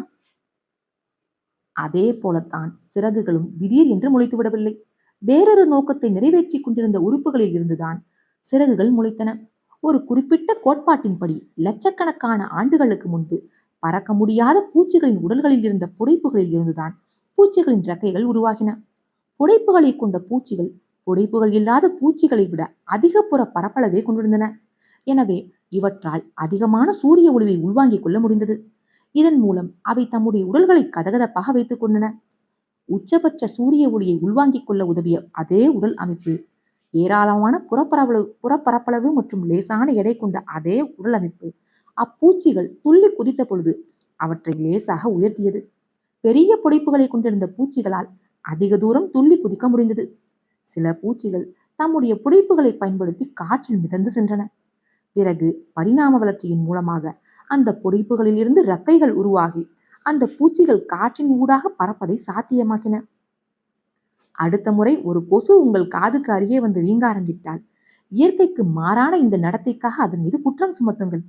அந்த கொசு கடவுள் தனக்கு கொடுத்திருந்தவற்றோடு மனநிறைவு கொண்டு ஒழுங்காக நடந்து கொண்டிருந்தால் அது தன்னுடைய இறக்கைகளை சூரிய ஒளி தகடுகளாக மட்டுமே பயன்படுத்தி கொண்டிருக்கும். ஒரு உறுப்பு பலதரப்பட்ட வேலைகளை செய்கிறது என்ற கோட்பாடு நம்முடைய பாலுறுப்புகளுக்கும் நடத்தைக்கும் பொருந்துகிறது. இனப்பெருக்கம் செய்வதற்காகவே உடல் உறவு முதலில் உருவானது. தன்னோடு புணரக்கூடிய சாத்தியம் இருந்த ஒரு துணையின் உடற்திறனை அளவிடுவதற்கான ஒரு வழியாகவே காதல் சம்பிரதாயங்கள் மலர்ந்தன. ஆனால் இன்று பல விலங்குகள் இனப்பெருக்கத்திற்கு எந்த தொடர்பும் இல்லாத பல்வேறு சமுதாய நோக்கங்களுக்காக உடல் உறவையும் காதல் சம்பிரதாயங்களையும் பயன்படுத்துகின்றன. எடுத்துக்காட்டாக சிம்பன்சிகள் அரசியல் கூட்டணிகளை உருவாக்குவதற்கும் நெருக்கத்தை வளர்த்துக் கொள்வதற்கும் சச்சரவுகளை தீர்ப்பதற்கும் உடலுறவை பயன்படுத்துகின்றன. இது இயற்கைக்கு புறம்பானது என்று கூறிவிட முடியுமா? இந்த கேள்வி எல்லோரிடமும் எழுகிறது. உயிரியல் ரீதியான பாலின பிரிவுகளும் கலாச்சார ரீதியான பாலின பிரிவுகளும். Sex and gender. Sex for biological classification, gender for cultural and social identity. அப்படியானால் குழந்தைகளை பெற்றெடுப்பதுதான் பெண்களின் இயற்கையான செயல்பாடு என்றும் ஓரினச் சேர்க்கை இயற்கைக்கு புறம்பானது என்றும் வாதிடுவதில் எந்த பொருளும் இல்லை. ஆண்மையையும் பெண்மையையும் வரையறுக்கின்ற பெரும்பாலான சட்டங்களும் கட்டுப்பாடுகளும் உரிமைகளும் கடமைகளும் உயிரியல் ரீதியான யதார்த்தத்தை விட அதிகமாக மனித கற்பனையையே பிரதிபலிக்கின்றன. பெண்கள் ஓர் உயிரியல் பிரிவு, செக்ஸ். பெண்டிர் ஒரு கலாச்சார பிரிவு. இரண்டுக்கும் இடையான வேறுபாடுகள். பண்டைய ஏதன்ஸில் பெண்கள் XX நிறமிகளையும் நவீன ஏதன்ஸிலும் XX நிறமிகளையுமே கொண்டுள்ளனர். கலாச்சார பிரிவில் பண்டைய ஏதன்ஸ் பெண்கள் வாக்களிக்க முடியாது, நவீன ஏதன்ஸ் பெண்கள் வாக்களிக்க முடியும். பண்டைய மற்றும் நவீன ஏதன்ஸ் பெண்கள் இருவருமே கருப்பையை உடையவர்கள். கலாச்சார பிரிவின்படி பண்டைய ஏதன்ஸ் ஒரு நீதிபதியாக ஆக முடியாது, நவீன ஏதன்ஸில் உள்ள பெண்டிர் ஒரு நீதிபதியாக ஆக முடியும். உயிரியல் பிரிவின்படி பெண்கள் பழைய ஏதன்ஸில் சினைப்பைகளை கொண்டிருந்தனர், நவீன ஏதன்ஸிலும் சினைப்பைகளை கொண்டே இருந்தனர். கலாச்சார பிரிவின்படி பெண்டிர்கள் அரசாங்க பொறுப்பு வகிக்க முடியாது பண்டைய ஏதன்ஸில், நவீன ஏதன்ஸில் அரசாங்க பொறுப்புகளை வகிக்க முடியும். உயிரியல் பிரிவின்படி பெண்கள் சிறிதளவு டெஸ்ட்ரோஜன்களையும் பழைய ஏதன்ஸிலும் நவீன ஏதன்ஸிலும் கொண்டிருந்தனர். கலாச்சார பிரிவின்படி பெண்டிர்கள் பண்டைய ஏதன்ஸில் தனக்கான வாழ்க்கை துணையை தீர்மானிக்க முடியாது, நவீன ஏதன்ஸில் தனக்கான வாழ்க்கை துணையை தேர்ந்தெடுக்க முடியும். உயிரியல் பிரிவின்படி பெண்கள் ஏராளமான எஸ்ட்ரோஜனை கொண்டிருந்தனர், நவீன ஏதன்ஸிலும் பண்டைய ஏதன்ஸிலும். கலாச்சார பிரிவின்படி பெண்டிர்கள் பழைய ஏதன்ஸில் படிக்காதவர்கள், நவீன ஏதன்ஸில் படிப்பறிவு பெற்றவர்கள். உயிரியல் பிரிவின்படி பெண்கள் தாய்ப்பால் உற்பத்தி செய்ய முடியும், பண்டைய ஏதன்ஸிலும் நவீன ஏதன்ஸிலும். கலாச்சார பிரிவின்படி பெண்கள் பழைய ஏதன்ஸில் தந்தை அல்லது கணவனுக்கு சட்டப்பூர்வமாக சொந்தமானவர்கள், நவீன ஏதன்ஸில் சட்டப்பூர்வமாக சுதந்திரமானவள். பயாலஜிக்கல் ஐடென்டிஃபிகேஷன் படி உயிரியல் ரீதியாக பெண்கள் பண்டைய ஏதன்ஸிலும் நவீன ஏதன்ஸிலும் துல்லியமாக ஒரே விஷயங்களையே கொண்டிருந்தனர். ஆனால் ஜெண்டர் என்ற கலாச்சார பிரிவின் கீழ் பெண்டிர்கள் மிகவும் வேறுபட்ட விஷயங்களையே கொண்டிருந்தனர். விலங்குகளைப் போலவே மனிதர்களும் உயிரியல் ரீதியாக ஆண் இனம் என்றும் பெண் இனம் என்றும் பிரிக்கப்பட்டுள்ளனர்.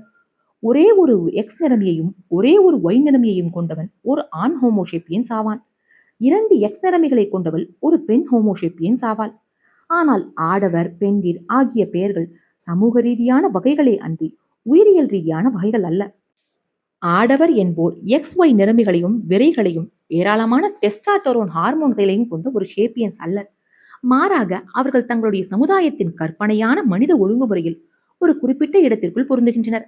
அவர்களுடைய கலாச்சாரத்தின் கட்டுக்கதைகள் ஆண்மைக்குரிய சில குறிப்பிட்ட பாத்திரங்களையும், அதாவது அரசியலில் ஈடுபடுதல் போன்றவைகளையும், உரிமைகளான வாக்குரிமை போன்ற உரிமைகளையும், கடமைகளாக இராணுவ சேவை போன்றவற்றையும் அவர்களுக்கு ஒதுக்குகின்றன. அதே போல பெண்டிர் என்போர் 2 எக்ஸ் நிறமிகளையும் ஒரு கருப்பையையும் ஏராளமான எஸ்ட்ரோஜன் ஹார்மோன்களையும் கொண்ட ஷேப்பியன்ஸ் அல்லர். மாறாக அவர்கள் ஒரு கற்பனையான மனித ஒழுங்குமுறையின் பெண் உறுப்பினர்கள் ஆவர். அவர்களுடைய சமுதாயத்தின் கட்டுக்கதைகள் பெண்மைக்கு உரிய தனித்துவமான பாத்திரங்களாக குழந்தைகளை வளர்த்தல் போன்றவற்றையும், உரிமைகளாக வன்முறைக்கு எதிரான பாதுகாப்பு போன்றவற்றையும், கடமைகளாக தன் கணவனுக்கு கீழ்ப்படிந்து நடத்தல் போன்றவற்றையும் அவர்களுக்கு ஒதுக்குகின்றன.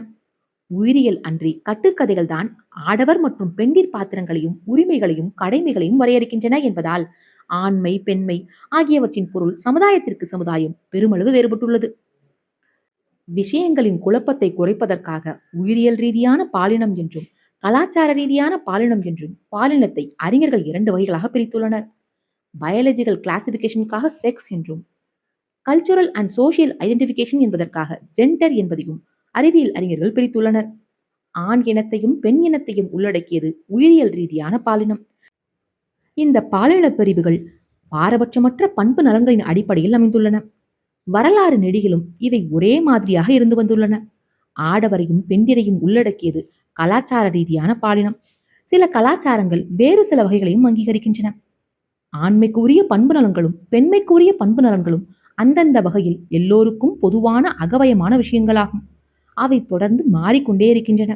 இது எடுத்துக்காட்டாக பண்டைய ஏத்தென்ஸில் வாழ்ந்த பெண்டிரின் நடத்தை, விருப்பங்கள், ஆடைகள், உடல் தோரணைகள் ஆகியவற்றிற்கும் நவீன ஏத்தென்ஸில் வாழுகின்ற பெண்டிரின் நடத்தை, விருப்பங்கள், ஆடைகள், உடல் தோரணை ஆகியவற்றுக்கும் இடையேயான மாபெரும் வேறுபாடுகள் உள்ளன. உயிரியல் ரீதியான பாலினம் என்பது ஒரு சாதாரண விஷயம். ஆனால் கலாச்சார ரீதியான பாலினம் ஒரு தீவிரமான விஷயமாகும். உலகில் மிகவும் எளிய விஷயம் ஆண் இனத்தின் ஒரு உறுப்பினராக இருப்பதுதான்.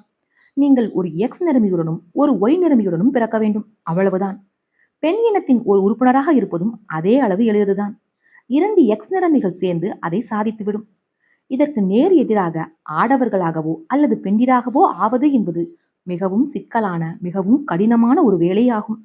ஆண்மைக்கும் பெண்மைக்கும் உரிய பண்பு நலன்களில் பெரும்பாலானவை உயிரியல் சார்ந்தவையாக அல்லாமல் கலாச்சாரம் சார்ந்தவையாக இருப்பதால் ஆண் இனத்தை சேர்ந்த நபர்களை ஆடவர்களாகவும் பெண் இனத்தை சேர்ந்த நபர்களை பெண்டிராகவும் எந்த சமுதாயமும் தானாகவே முடிசூட்டுவதில்லை. இந்த பதவிகள் கிடைத்த பிறகும் அவர்களால் ஓய்ந்திருக்க முடியாது. ஆண் இனத்தினர் தொட்டிலில் தொடங்கி சுடுகாடு வரை தங்கள் வாழ்நாளடிகளும் பல சடங்குகள் மற்றும் செயல்பாடுகள் மூலமாக தங்களுடைய ஆண்மையை தொடர்ந்து நிரூபித்துக் கொண்டே இருக்க வேண்டும். பெண்டிரின் வேலை ஒருபொழுதும் நிறைவுறுவது இல்லை. பெண்மைக்கு உரிய பண்பு நலன்கள் தங்களிடம் போதுமான அளவு உள்ளன என்று அவர்கள் தொடர்ந்து தங்களுக்கும் மற்றவர்களுக்கும் நிரூபித்துக் கொண்டே இருக்க வேண்டும். வெற்றி என்பதற்கு அங்கு எந்த உத்தரவாதமும் இல்லை. குறிப்பாக ஆண் இனத்தினர் ஆண்மை என்ற உரிமையை தாங்கள் இழந்து விடுவோமோ என்ற நிரந்தர பயத்திலேயே வாழ்கின்றனர். வரலாறு நெடுகிலும் அவன் ஓர் உண்மையான ஆண்மகன் என்று மக்கள் கூற வேண்டும் என்பதற்காக தங்கள் வாழ்க்கையை கூட தியாகம் செய்ய ஆண் இனத்தினர் தயாராக இருந்து வந்துள்ளனர். ஆண்களிடம் அப்படி என்ன சிறப்புதான் இருக்கிறது? எல்லா காலங்களிலும், குறிப்பாக வேளாண் புரட்சி ஏற்பட்ட காலகட்டத்தில் இருந்து பெரும்பாலான மனித சமுதாயங்கள் தந்தை வழி சமுதாயங்களாகவே இருந்து வந்துள்ளன. அச்சமுதாயங்களில் பெண்களை விட ஆண்கள் அதிக உயர்வாக மதிக்கப்பட்டனர். ஆடவரையும் பெண்டிரையும் ஒரு சமுதாயம் எப்படி வரையறுத்தாலும் சரி, ஓர் ஆடவனாக இருப்பது எப்பொழுதுமே சிறப்பானதாக இருந்தது. ஆடவர் ஓர் ஆண்மையான விதத்தில் சிந்திக்கவும் நடந்து கொள்ளவும் வேண்டும் என்றும், பெண்டிர் ஓர் பெண்மையான வழியில் சிந்திக்கவும் நடந்து கொள்ளவும் வேண்டும் என்றும் தந்தை வழி சமுதாயங்கள் கற்றுக் கொடுக்கின்றன. இந்த எல்லைகளை மீற துணிகின்றவர்களை அவை தண்டிக்கின்றன. ஆனாலும் இந்த எல்லைகளுக்கு கட்டுப்பட்டு வாழுகின்ற நபர்களுக்கு அவை சமமாக வெகுமதியும் வழங்குவது இல்லை. ஆண்மைக்கு உரியவையாக கருதப்படுகின்ற பண்புலன்கள் பெண்மைக்கு உரியவையாக கருதப்படுகின்ற பண்புலன்களை விட அதிக மதிப்பு கொண்டவையாக இருக்கின்றன. ஒரு சமுதாயத்தில் பெண்மை பண்புலன்களை சித்தரிக்கின்ற உறுப்பினர்களுக்கு ஆண்மை பண்புலன்களை சித்தரிக்கின்ற உறுப்பினர்களை விட குறைவான பலன்களே கிடைக்கின்றன. பெண்டிரின் உடல்நலன் மற்றும் கல்விக்காக வெகு சில வளங்களே முதலீடு செய்யப்படுகின்றன. பொருளாதார ரீதியான வாய்ப்புகளும் அரசியல் அதிகாரமும் நடமாடுவதற்கான சுதந்திரமும் அவர்களுக்கு மிகவும் குறைவாகவே உள்ளன. கலாச்சார ரீதியான பாலினம் என்பது ஓர் ஓட்டப்பந்தயமாகும். அதில் சில ஓட்டக்காரர்கள் வெண்கல பதக்கங்களுக்காக மட்டுமே போட்டியிடுகின்றனர். விரல் விட்டு எண்ணிவிடக்கூடிய பெண்டிர்தான் ஆல்பா நிலையை எட்டியுள்ளனர் என்பது உண்மைதான். எகிப்தின் கிளியோபட்ரா, சீன பேரரசி ஊஜேன், கிமு 700, இங்கிலாந்து அரசி முதலாம் எலிசபெத் ஆகியோர் அவர்களில் அடங்குவர். ஆனாலும் இவர்கள் எல்லோரும் விதிவிலக்குகள்தான்.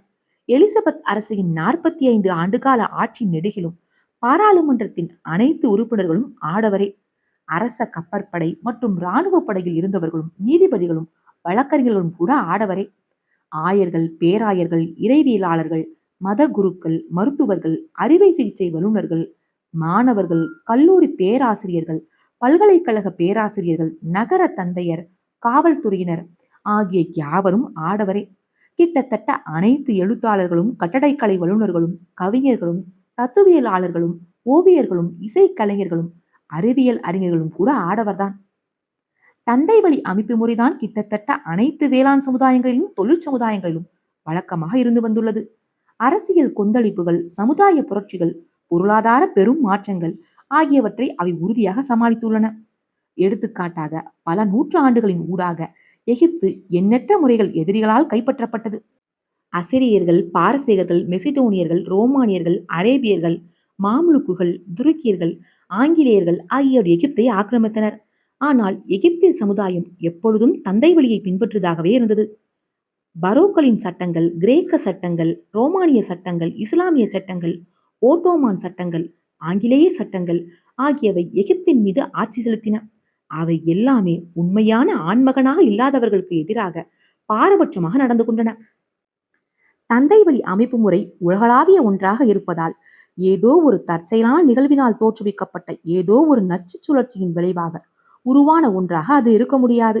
1492ஆம் ஆண்டில் கிறிஸ்டோபர் கொலம்பஸ் அமெரிக்காவை கண்டுபிடித்ததற்கு முன்பு கூட அங்கு ஏற்கனவே இருந்த பெரும்பாலான அமெரிக்க சமுதாயங்களிலும் ஆசிய ஆப்பிரிக்க சமுதாயங்களிலும் தந்தை வழி அமைப்பு முறைதான் இருந்தது என்பது நாம் கருத்தில் கொள்ளத்தக்க விஷயமாகும்.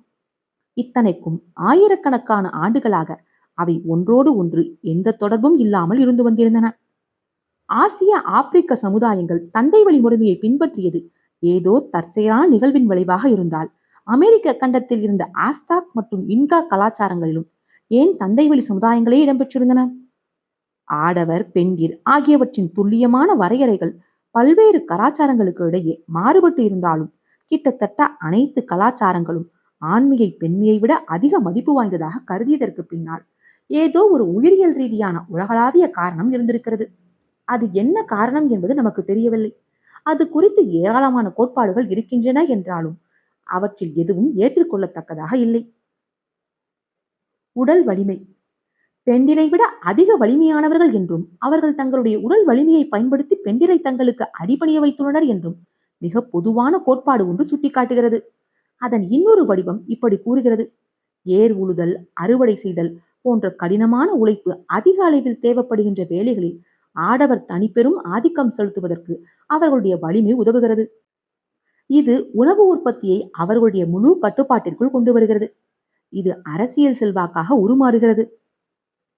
உடல் வலிமையை முன்னிலைப்படுத்துவதில் 2 பிரச்சனைகள் இருக்கின்றன. முதலில், பெண்டிரை விட ஆடவர் அதிக வலிமையானவர்கள் என்ற வாக்கியம் பொத்தம் பொதுவாக மட்டுமே உண்மையானதாக இருக்கிறது. இது சில குறிப்பிட்ட வகையான வலிமைகளுக்கு மட்டுமே பொருந்தும். பசி, நோய், களைப்பு ஆகியவற்றின் தாக்கத்தை பொதுவாக ஆடவரை விட பெண்டிர் அதிக சிறப்பாக தாக்குப்பிடிக்கின்றனர். ஆடவரை விட அதிவேகமாக ஓடக்கூடிய, அதிக எடை கொண்ட பொருட்களை கையாளக்கூடிய பல பெண்டிர்கள் இருக்கின்றனர். மேலும் வரலாறு நெடுகிலும் சட்டம், அரசியல், மதம் போன்ற உடல் உழைப்பு மிக குறைவாக தேவைப்படுகின்ற பல வேலைகளில் இருந்து பெண்டிர் விலக்கி வைக்கப்பட்டு வந்துள்ளனர். மாறாக வயல் வேலைகள், கைவினை வேலைகள், வீட்டு வேலைகள் போன்ற உடல் உழைப்பு அதிகமாக தேவைப்படுகின்ற வேலைகளில் அவர்கள் ஈடுபடுத்தப்பட்டு வந்துள்ளனர். இந்த உண்மை மேற்குறிப்பிடப்பட்ட கோட்பாட்டிற்கு பெரும் சவாலானதாக இருக்கிறது.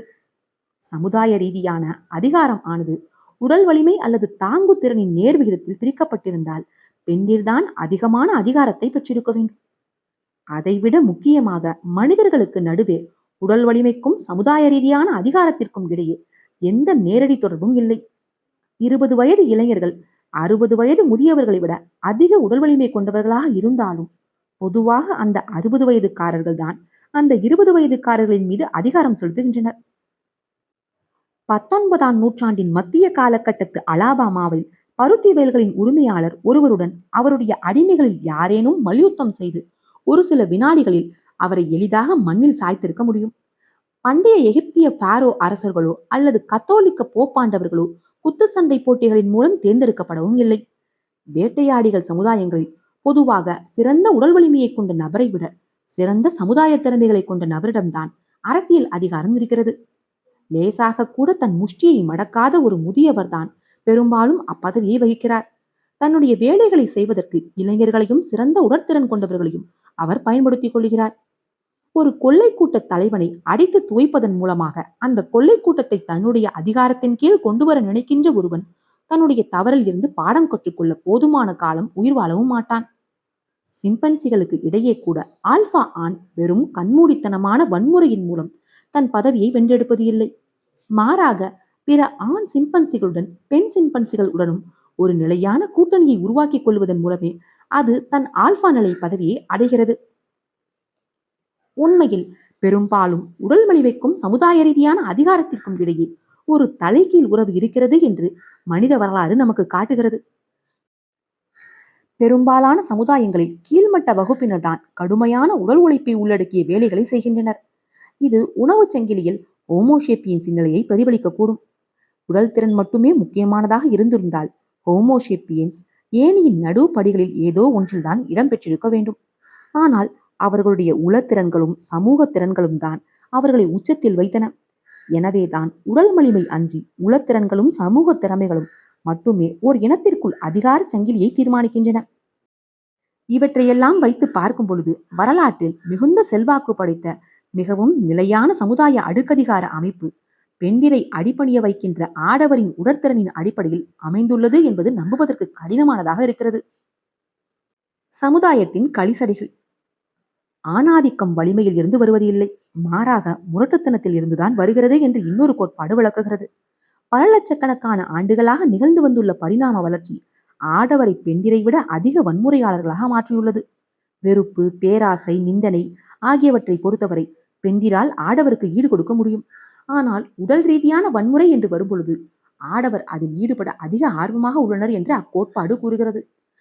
அதனால்தான் வரலாறு நெடுகிலும் போர் என்பது ஆண்மைக்கு உரிய ஒரு தனி உரிமையாக இருந்து வந்துள்ளது. போர்க்காலங்களில் இராணுவ படைகள் ஆடவரின் கட்டுப்பாட்டில் இருந்த காரணத்தால் அது சமுதாயத்திலும் அவர்களை எஜமானர்களாக மாற்றியது. பிறகு சமுதாயத்தின் மீது தங்களுக்கு இருந்த அதிகாரத்தை பயன்படுத்தி அவர்கள் மேன்மேலும் அதிகமான போர்களில் ஈடுபட்டனர். அவர்கள் எவ்வளவு அதிகமான போர்களில் ஈடுபட்டனரோ சமுதாயம் அவ்வளவு அதிகமாக அவர்களுடைய கட்டுப்பாட்டின் கீழ் வந்தது. இந்த சுழற்சி எல்லா இடங்களிலும் ஏன் போர்களும் தந்தை வழி சமுதாயங்களும் நிலைத்திருக்கின்றன என்பதை விளக்குகிறது.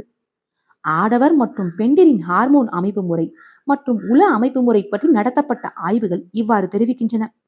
ஆடவர் அதிக முரட்டுத்தனமும் வன்முறை போக்கும் கொண்டவர்களாக இருக்கின்றனர். எனவே சராசரியாக சாதாரண படை வீரர்களாக சேவை செய்வதற்கு அவர்கள் பொருத்தமானவர்களாக இருக்கின்றனர். படை வீரர்கள் அனைவரும் ஆடவராக இருந்துவிட்டு போகட்டும், ஆனால் போரை நிர்வகிப்பவர்களும் அதன் பலன்களை அனுபவிக்கிறவர்களும் கூட ஆடவராகத்தான் இருந்தாக வேண்டுமா என்ன? அதில் எந்த அர்த்தமும் இல்லை. பருத்தி காடுகளில் வேலை செய்கின்ற அனைத்து அடிமைகளும் கருப்பர்கள்தான் என்பதால் பருத்திக்காட்டு உரிமையாளர்களும் கருப்பர்களாகத்தான் இருந்தாக வேண்டும் என்று அனுமானிப்பதை போன்றது இது.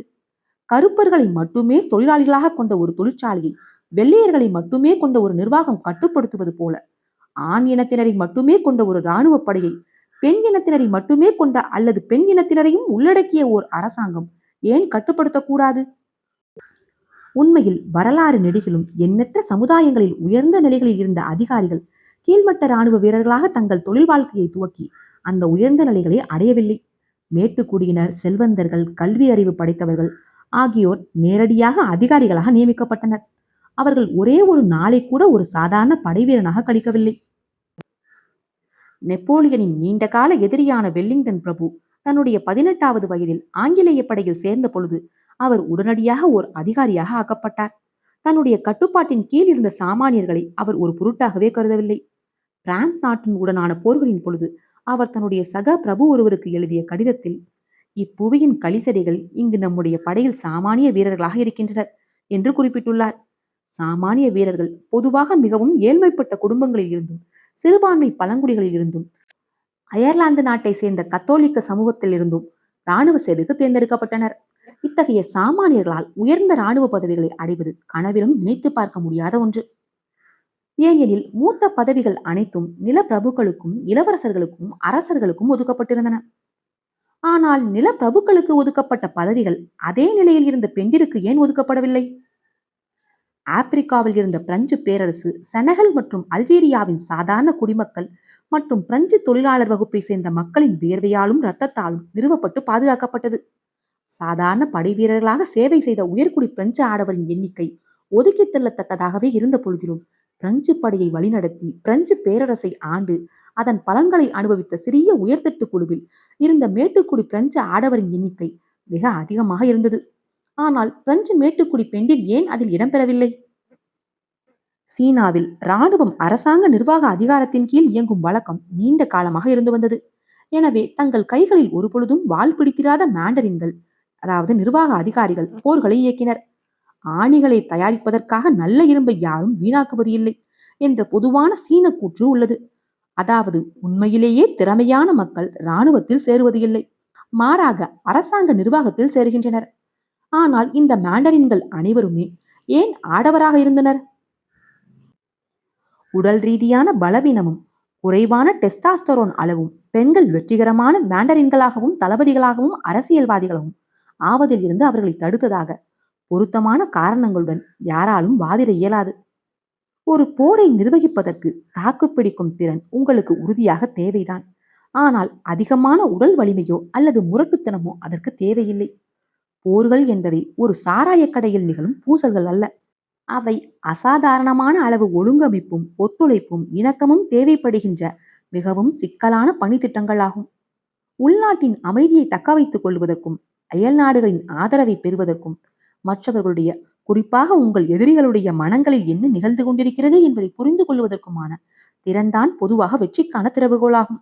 எனவே ஒரு போரை நிர்வகித்து வழிநடத்துவதற்கு ஒரு முரடன் எந்த விதத்திலும் தகுதியானவன் அல்லன்.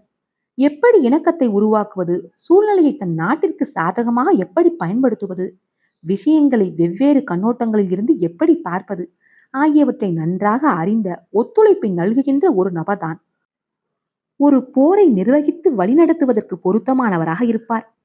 பேரரசுகளை கட்டி எழுப்புகின்றவர்கள் அனைவரிடமும் இருக்கின்ற பண்பு நலன்கள் அவைதான். இராணுவ திறமையற்ற அகஸ்டஸ் தலை சிறந்த தளபதிகளான ஜூலியஸ் சீசராலும் மாவீரன் அலெக்சாண்டராலும் சாதிக்க முடியாத ஒன்றை சாதித்தான். அவன் ஒரு நிலையான பேரரசை வெற்றிகரமாக நிறுவினான். அவனைக் கண்டு பிரமித்த அவனுடைய காலகட்டத்திய ஆட்சியாளர்களும் சரி, நவீன வரலாற்றியலாளர்களும் சரி, அவனுடைய அந்த சாதனைக்கு காரணம் அவனுடைய இரக்க குணமும் மன்னிக்கும் மனப்போக்கும் தான் என்று ஒருமனதாக ஒப்புக்கொள்கின்றனர். பொதுவாக இணக்கத்தை ஏற்படுத்துவதிலும் சூழ்நிலையை தங்களுக்கு சாதகமாக பயன்படுத்திக் கொள்வதிலும் ஆடவரை விட பெண்டிர் சிறந்தவர்கள் என்றும், விஷயங்களை மற்றவர்களின் கண்ணோட்டங்களிலிருந்து பார்ப்பதற்கான உயர்ந்த திறன் அவர்களுக்கு இருக்கிறது என்றும் பெண்டிர் சித்தரிக்கப்படுகின்றனர். இதில் ஏதேனும் உண்மை இருந்தால் பெண்டிர் மிக அற்புதமான அரசியல்வாதிகளாகவும் பேரரசுகளை நிறுவுபவர்களாகவும் ஆக்கப்பட்டு டெஸ்டாஸ்டெரோன் ஹார்மோன்களை ஏராளமாக பெற்றிருக்கின்ற வலிமையான ஆடவர்கள் போர்க்களங்களில் சண்டையிடுவதற்கு நியமிக்கப்பட்டிருக்க வேண்டும். பெண்டிரை பற்றிய பிரபலமான பல கட்டுக்கதைகள் இருந்த பொழுதிலும் யதார்த்த உலகில் இது அரிதாகவே நிகழ்ந்தது. ஏன் அப்படி நிகழவில்லை என்பது மட்டும் புரியவே இல்லை. தந்தை வழி மரபணுக்கள். மூன்றாவது வகையான உயிரியல் ரீதியான விளக்கம் ஒன்று இருக்கிறது. அது முரட்டுத்தனத்திற்கும் வன்முறைக்கும் குறைவான முக்கியத்துவம் கொடுக்கிறது. பல லட்சக்கணக்கான ஆண்டுகால பரிமாண வளர்ச்சியின் ஊடாக ஆடவரும் பெண்டிரும் உயிர் பிழைத்தலுக்கும் இனப்பெருக்கத்திற்கும் வெவ்வேறு உத்திகளை வளர்த்திருந்தனர். கருவுறத்தக்க பெண்டிரை கருவுறச் செய்வதற்கான வாய்ப்பிற்கு ஆடவர் ஒருவரோடு ஒருவர் போட்டியிட்டதால் இனப்பெருக்கம் செய்வதற்கு ஒருவனுக்கு இருந்த வாய்ப்புகள் அவன் மற்றவர்களை எதிர்த்து தோற்கடிப்பதற்கான அவனுடைய திறனைத்தான் முக்கியமாக சார்ந்திருந்தன. காலப்போக்கில் மிகவும் முரட்டுத்தனமான, வெற்றி பெற வேண்டும் என்ற பெரும் ஆர்வத்துடிப்பு கொண்ட தகுதியான ஆடவரின் மரபணுக்கள் தான் அடுத்த தலைமுறையினரை சென்றடைந்தன. அதே நேரம் தங்களை கருவுறச் செய்வதற்கு தயாராக இருந்த ஓர் ஆடவனை கண்டுபிடிப்பதில் பெண்டிருக்கு எந்த பிரச்சனையும் இருக்கவில்லை. ஆனால் தன்னுடைய குழந்தைகள் தனக்கு பேர குழந்தைகளை பெற்றுக் கொடுக்க வேண்டும் என்று ஒருத்தி விரும்பினாள். அவள் கடும் சிரமத்துடன் தன் குழந்தைகளை 9 மாதங்கள் தன் கருவில் சுமந்து பிறகு பல வருடங்கள் அவர்களை பராமரித்து வளர்த்தாக வேண்டியிருந்தது. அந்த நேரம் நெடுகிலும் உணவு சேகரிப்பதற்கு அவளுக்கு மிக சில வாய்ப்புகளே இருந்தன. அவளுக்கு ஏராளமான உதவியும் தேவைப்பட்டது. தன்னுடைய சுமையை பகிர்ந்து கொள்வதற்கு அவளுக்கு ஒரு ஆடவனின் துணை தேவைப்பட்டது. தானும் தன் குழந்தைகளும் உயிர் பிழைத்திருப்பதை உறுதி செய்வதற்கு தன்னுடன் இருக்க ஒப்புக்கொண்ட ஆடவனின் நிபந்தனைகளுக்கு கட்டுப்பட்டு நடப்பதை தவிர அவளுக்கு வேறு வழி இருக்கவில்லை. காலம் செல்ல செல்ல தங்களுடைய துணைவர்களுக்கு அடிபணிந்து நடந்து கொண்டு குழந்தைகளை பராமரித்து வளர்த்த பெண்களின் மரபணுக்கள் தான் அடுத்த தலைமுறையினரை சென்றடைந்தன. அதிகாரத்திற்காக சண்டையிடுவதில் அளவுக்கு அதிகமான நேரத்தை செலவிட்ட பெண்டிர் தங்களுடைய சக்தி வாய்ந்த மரபணுக்களை அதிக எண்ணிக்கையில் எதிர்கால தலைமுறையினருக்கு விட்டு வைக்கவில்லை. அந்த மூன்றாவது கோட்பாட்டின்படி உயிர் பிழைத்தலுக்கான இந்த வேறுபட்ட உத்திகளின் விளைவாக ஆடவர் லட்சியவாதிகளாகவும் தகுதியானவர்களாகவும் இருக்க வேண்டும் என்றும் அரசியலிலும் வியாபாரத்திலும் அவர்கள் வெற்றிகரமாக திகழ வேண்டும் என்றும் அவர்களுக்கு கற்றுக் கொடுக்கப்பட்டு வந்துள்ளது. பெண்டிர் ஆடவரின் வழியில் குறுக்கிடாமல் தங்களுடைய குழந்தைகளை வளர்ப்பதற்கு தங்கள் வாழ்க்கையை அர்ப்பணித்துக் கொண்டு விட்டனர். ஆனால் அனுபவ ரீதியான சான்றுகள் இந்த அணுகுமுறையுடன் முரண்பட்டு நிற்கின்றன. பெண்டிருக்கு வெளியில் இருந்து உதவி தேவைப்பட்டதுதான் அவர்கள் பிற பெண்களின் உதவியை நாடுவதை விட்டுவிட்டு ஆடவரை சார்ந்திருக்கும்படி செய்தது என்ற அனுமானமும், ஆடவரின் போட்டி மனப்பான்மைதான் சமுதாயத்தில் அவர்கள் ஆதிக்கம் செலுத்துவதற்கு வழிவகுத்தது என்ற அனுமானமும் குறிப்பாக பிரச்சனைக்கு உரியவையாக இருக்கின்றன. யானைகள், பொனோபோ சிம்பன்சிகள் போன்ற பல்வேறு விலங்கினங்களில் புறச்சார்பு கொண்ட பெண் விலங்குகளுக்கும் போட்டி மனப்பான்மை கொண்ட ஆண் விலங்குகளுக்கும் இடையேயான உறவு தாய்வழி சமுதாயம் அமைய விட்டுள்ளது. பெண் விலங்குகளுக்கு புற உதவி தேவை என்பதால் அவை தம்முடைய சமூக திறமைகளை வளர்த்துக் கொள்ளவும், எப்படி ஒத்துழைக்க வேண்டும், எவ்வாறு இணக்கமாக வாழ வேண்டும் என்பதை கற்றுக்கொள்ளவும் கடமைப்பட்டுள்ளன. தம்முடைய குட்டிகளை வளர்ப்பதற்காக முழுக்க முழுக்க பெண் விலங்குகளை கொண்ட சமூக தொடர்புகளை அவை உருவாக்குகின்றன. இதற்கு இடையே சண்டையிடுவதிலும் போட்டியிடுவதிலும் ஆண் விலங்குகள் தம்முடைய நேரத்தை செலவிடுகின்றன. அவற்றின் சமூக திறமைகளும் சமூக தொடர்புகளும் முழுமையாக வளர்ச்சி பெறாமல் இருக்கின்றன. பொனோபோ சமுதாயங்களும் யானை சமுதாயங்களும் பரஸ்பர ஒத்துழைப்பை வழங்குகின்ற பெண் விலங்குகளை கொண்ட வலிமையான தொடர்பு வட்டங்களின் கட்டுப்பாட்டில் இருக்கின்றன. சுயநலப்போக்கை கொண்ட ஒத்துழைக்க மறுக்கின்ற ஆண் விலங்குகள் ஓரத்திற்கு தள்ளப்பட்டு விடுகின்றன. பொனோபோ இனத்தின் பெண் உறுப்பினர்கள் ஆண் உறுப்பினர்களை விட பலவீனமாக இருந்தாலும் அவை பெரும்பாலும் கூட்டமாக சேர்ந்து கொண்டு எல்லை மீறுகின்ற ஆண் உறுப்பினர்களை அடித்து துவைத்து விடுகின்றன. பொனோபோக்கள் மற்றும் யானைகளின் சமுதாயங்களில் இது சாத்தியம் என்றால் ஹோமோஷேப்பியன்ஸுக்கு இடையே இது ஏன் சாத்தியம் இல்லை? பிற விலங்கினங்களோடு ஒப்பிடுகையில் ஷேப்பியன்ஸ் பலவீனமான விலங்குகள். அதிக எண்ணிக்கையில் ஒத்துழைப்பதற்கான அவர்களுடைய திறனில்தான் அவர்களுடைய அனுகூலம் அடங்கியுள்ளது. அப்படியானால் உதவிக்கு வெளிநபர்களை சார்ந்திருக்கிற பெண்டிர் அவர்கள் ஆடவரை சார்ந்திருந்தாலும் கூட தங்களுடைய உயர்வான சமூக திறமைகளை பயன்படுத்தி எல்லோருமாக ஒத்துழைத்து முரட்டுத்தனமான மற்றும் சுதந்திரமாக செயல்படுகின்ற சுயநலவாத ஆடவரை விட அதிக சிறப்பாக செயல்பட்டு அவர்களை தங்களுக்கு சாதகமாக பயன்படுத்திக் கொள்ளுவர் என்று நாம் எதிர்பார்க்க வேண்டும்.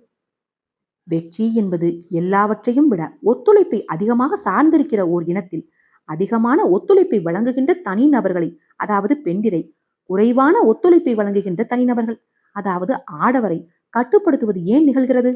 தற்போது நம்மிடம் அதற்கான ஒரு நல்ல விடை எதுவும் இல்லை. ஒருவேளை நம்முடைய பொதுவான அனுமானங்கள் முற்றிலும் தவறானவையாக கூட இருக்கக்கூடும்.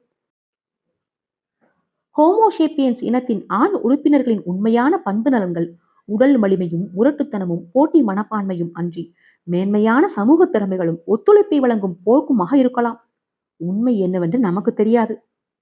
ஆனால் நமக்கு தெரிந்ததெல்லாம் கடந்த நூற்றாண்டின் பொழுது கலாச்சார ரீதியான பாலின பாத்திரங்களில் ஒரு மாபெரும் புரட்சி ஏற்பட்டுள்ளது என்பதுதான். இன்று அதிக எண்ணிக்கையிலான சமுதாயங்கள் ஆடவருக்கும் பெண்டிருக்கும் சமமான சட்டப்பூர்வமான அந்தஸ்தையும் அரசியல் உரிமைகளையும் பொருளாதார வாய்ப்புகளையும் கொடுப்பதோடு மட்டுமல்லாமல் தம்முடைய அடிப்படை கோட்பாடான கலாச்சார ரீதியான பாலினத்தை பற்றி மீண்டும் சிந்திக்க தொடங்கியுள்ளன. பாலினங்களுக்கு இடையே குறிப்பிடத்தக்க இடைவெளி இன்னும் இருந்தாலும் நிகழ்வுகள் ஒளியின் வேகத்தில் நடந்தேறிக் கொண்டே இருக்கின்றன. 20ஆம் நூற்றாண்டின் துவக்கத்தில் அமெரிக்காவில் பெண்டிருக்கு ஓட்டுரிமை வழங்குவது பொதுவாக ஒரு மட்டிமீறிய செயலாக பார்க்கப்பட்டது. உச்ச நீதிமன்ற நீதிபதியாகவோ அல்லது வெளியுறவு செயலராகவோ ஒரு பெண் நியமிக்கப்படுவதற்கான சாத்தியக்கூறு நகைப்புக்கு உரிய ஒன்றாக கருதப்பட்டது. ஓரின சேர்க்கை என்பது யாராலும் வெளிப்படையாக விவாதிக்கப்பட முடியாத ஒரு தீண்டத்தகாத விஷயமாக கருதப்பட்டது. 21ஆம் நூற்றாண்டின் துவக்கத்தில் பெண்டிர் ஓட்டுரிமை பெற்றிருப்பதும் வெளியுறவு செயலர்களாக இருப்பதும் ஒரு பெரிய விஷயமாக பார்க்கப்படவில்லை. 2013இல் அமெரிக்க உச்ச நீதிமன்றத்தில் ஒரே பாலினத்தை சேர்ந்த இருவர் திருமணம் செய்து கொள்வதை சட்டப்பூர்வமாக ஆக்குவதற்கு சாதகமாக தீர்ப்பளித்த 5 நீதிபதிகளில் 3 பெண்கள். இந்த மாபெரும் மாற்றங்கள் தான் பாலினத்தின் வரலாற்றை திகைப்பூட்டுவதாக மாற்றுகின்றன. இன்று நடைமுறையில் தெளிவாக நிரூபிக்கப்பட்டுள்ளதன்படி தந்தை வழி அமைப்பு முறை உயிரியல் ரீதியான உண்மைகளின் அடிப்படையில் அன்றி கட்டுக்கதைகளின் அடிப்படையில் அமைந்து வந்துள்ளது என்றால் உலகம் நெடுகிலும் இந்த அமைப்பு நிலையாக இருந்து வருவதற்கான காரணம் எது? சிந்தியுங்கள். பகுதி 2 நிறைவுற்றது. யுவால் நோவா ஹராரி அவர்களுடைய ஷேப்பியன்ஸ், மனித குலத்தின் ஒரு சுருக்கமான வரலாற்று பயணம், வேளாண் புரட்சி நிறைவுற்றது. காற்றோடும் உங்கள் காதுகளோடும் நான் எவி மிகிலா. இணைந்திருங்கள், இணைந்திருங்கள். தங்களுடைய மேலான கருத்துக்களை பதிவிடுங்கள். நன்றி. முந்தைய மற்றும் அடுத்த பதிவிற்கான லிங்க் டிஸ்கிரிப்ஷனில் பதிவிடப்பட்டுள்ளது. தேவைப்படுவோர் பயன்படுத்திக் கொள்ளலாம்.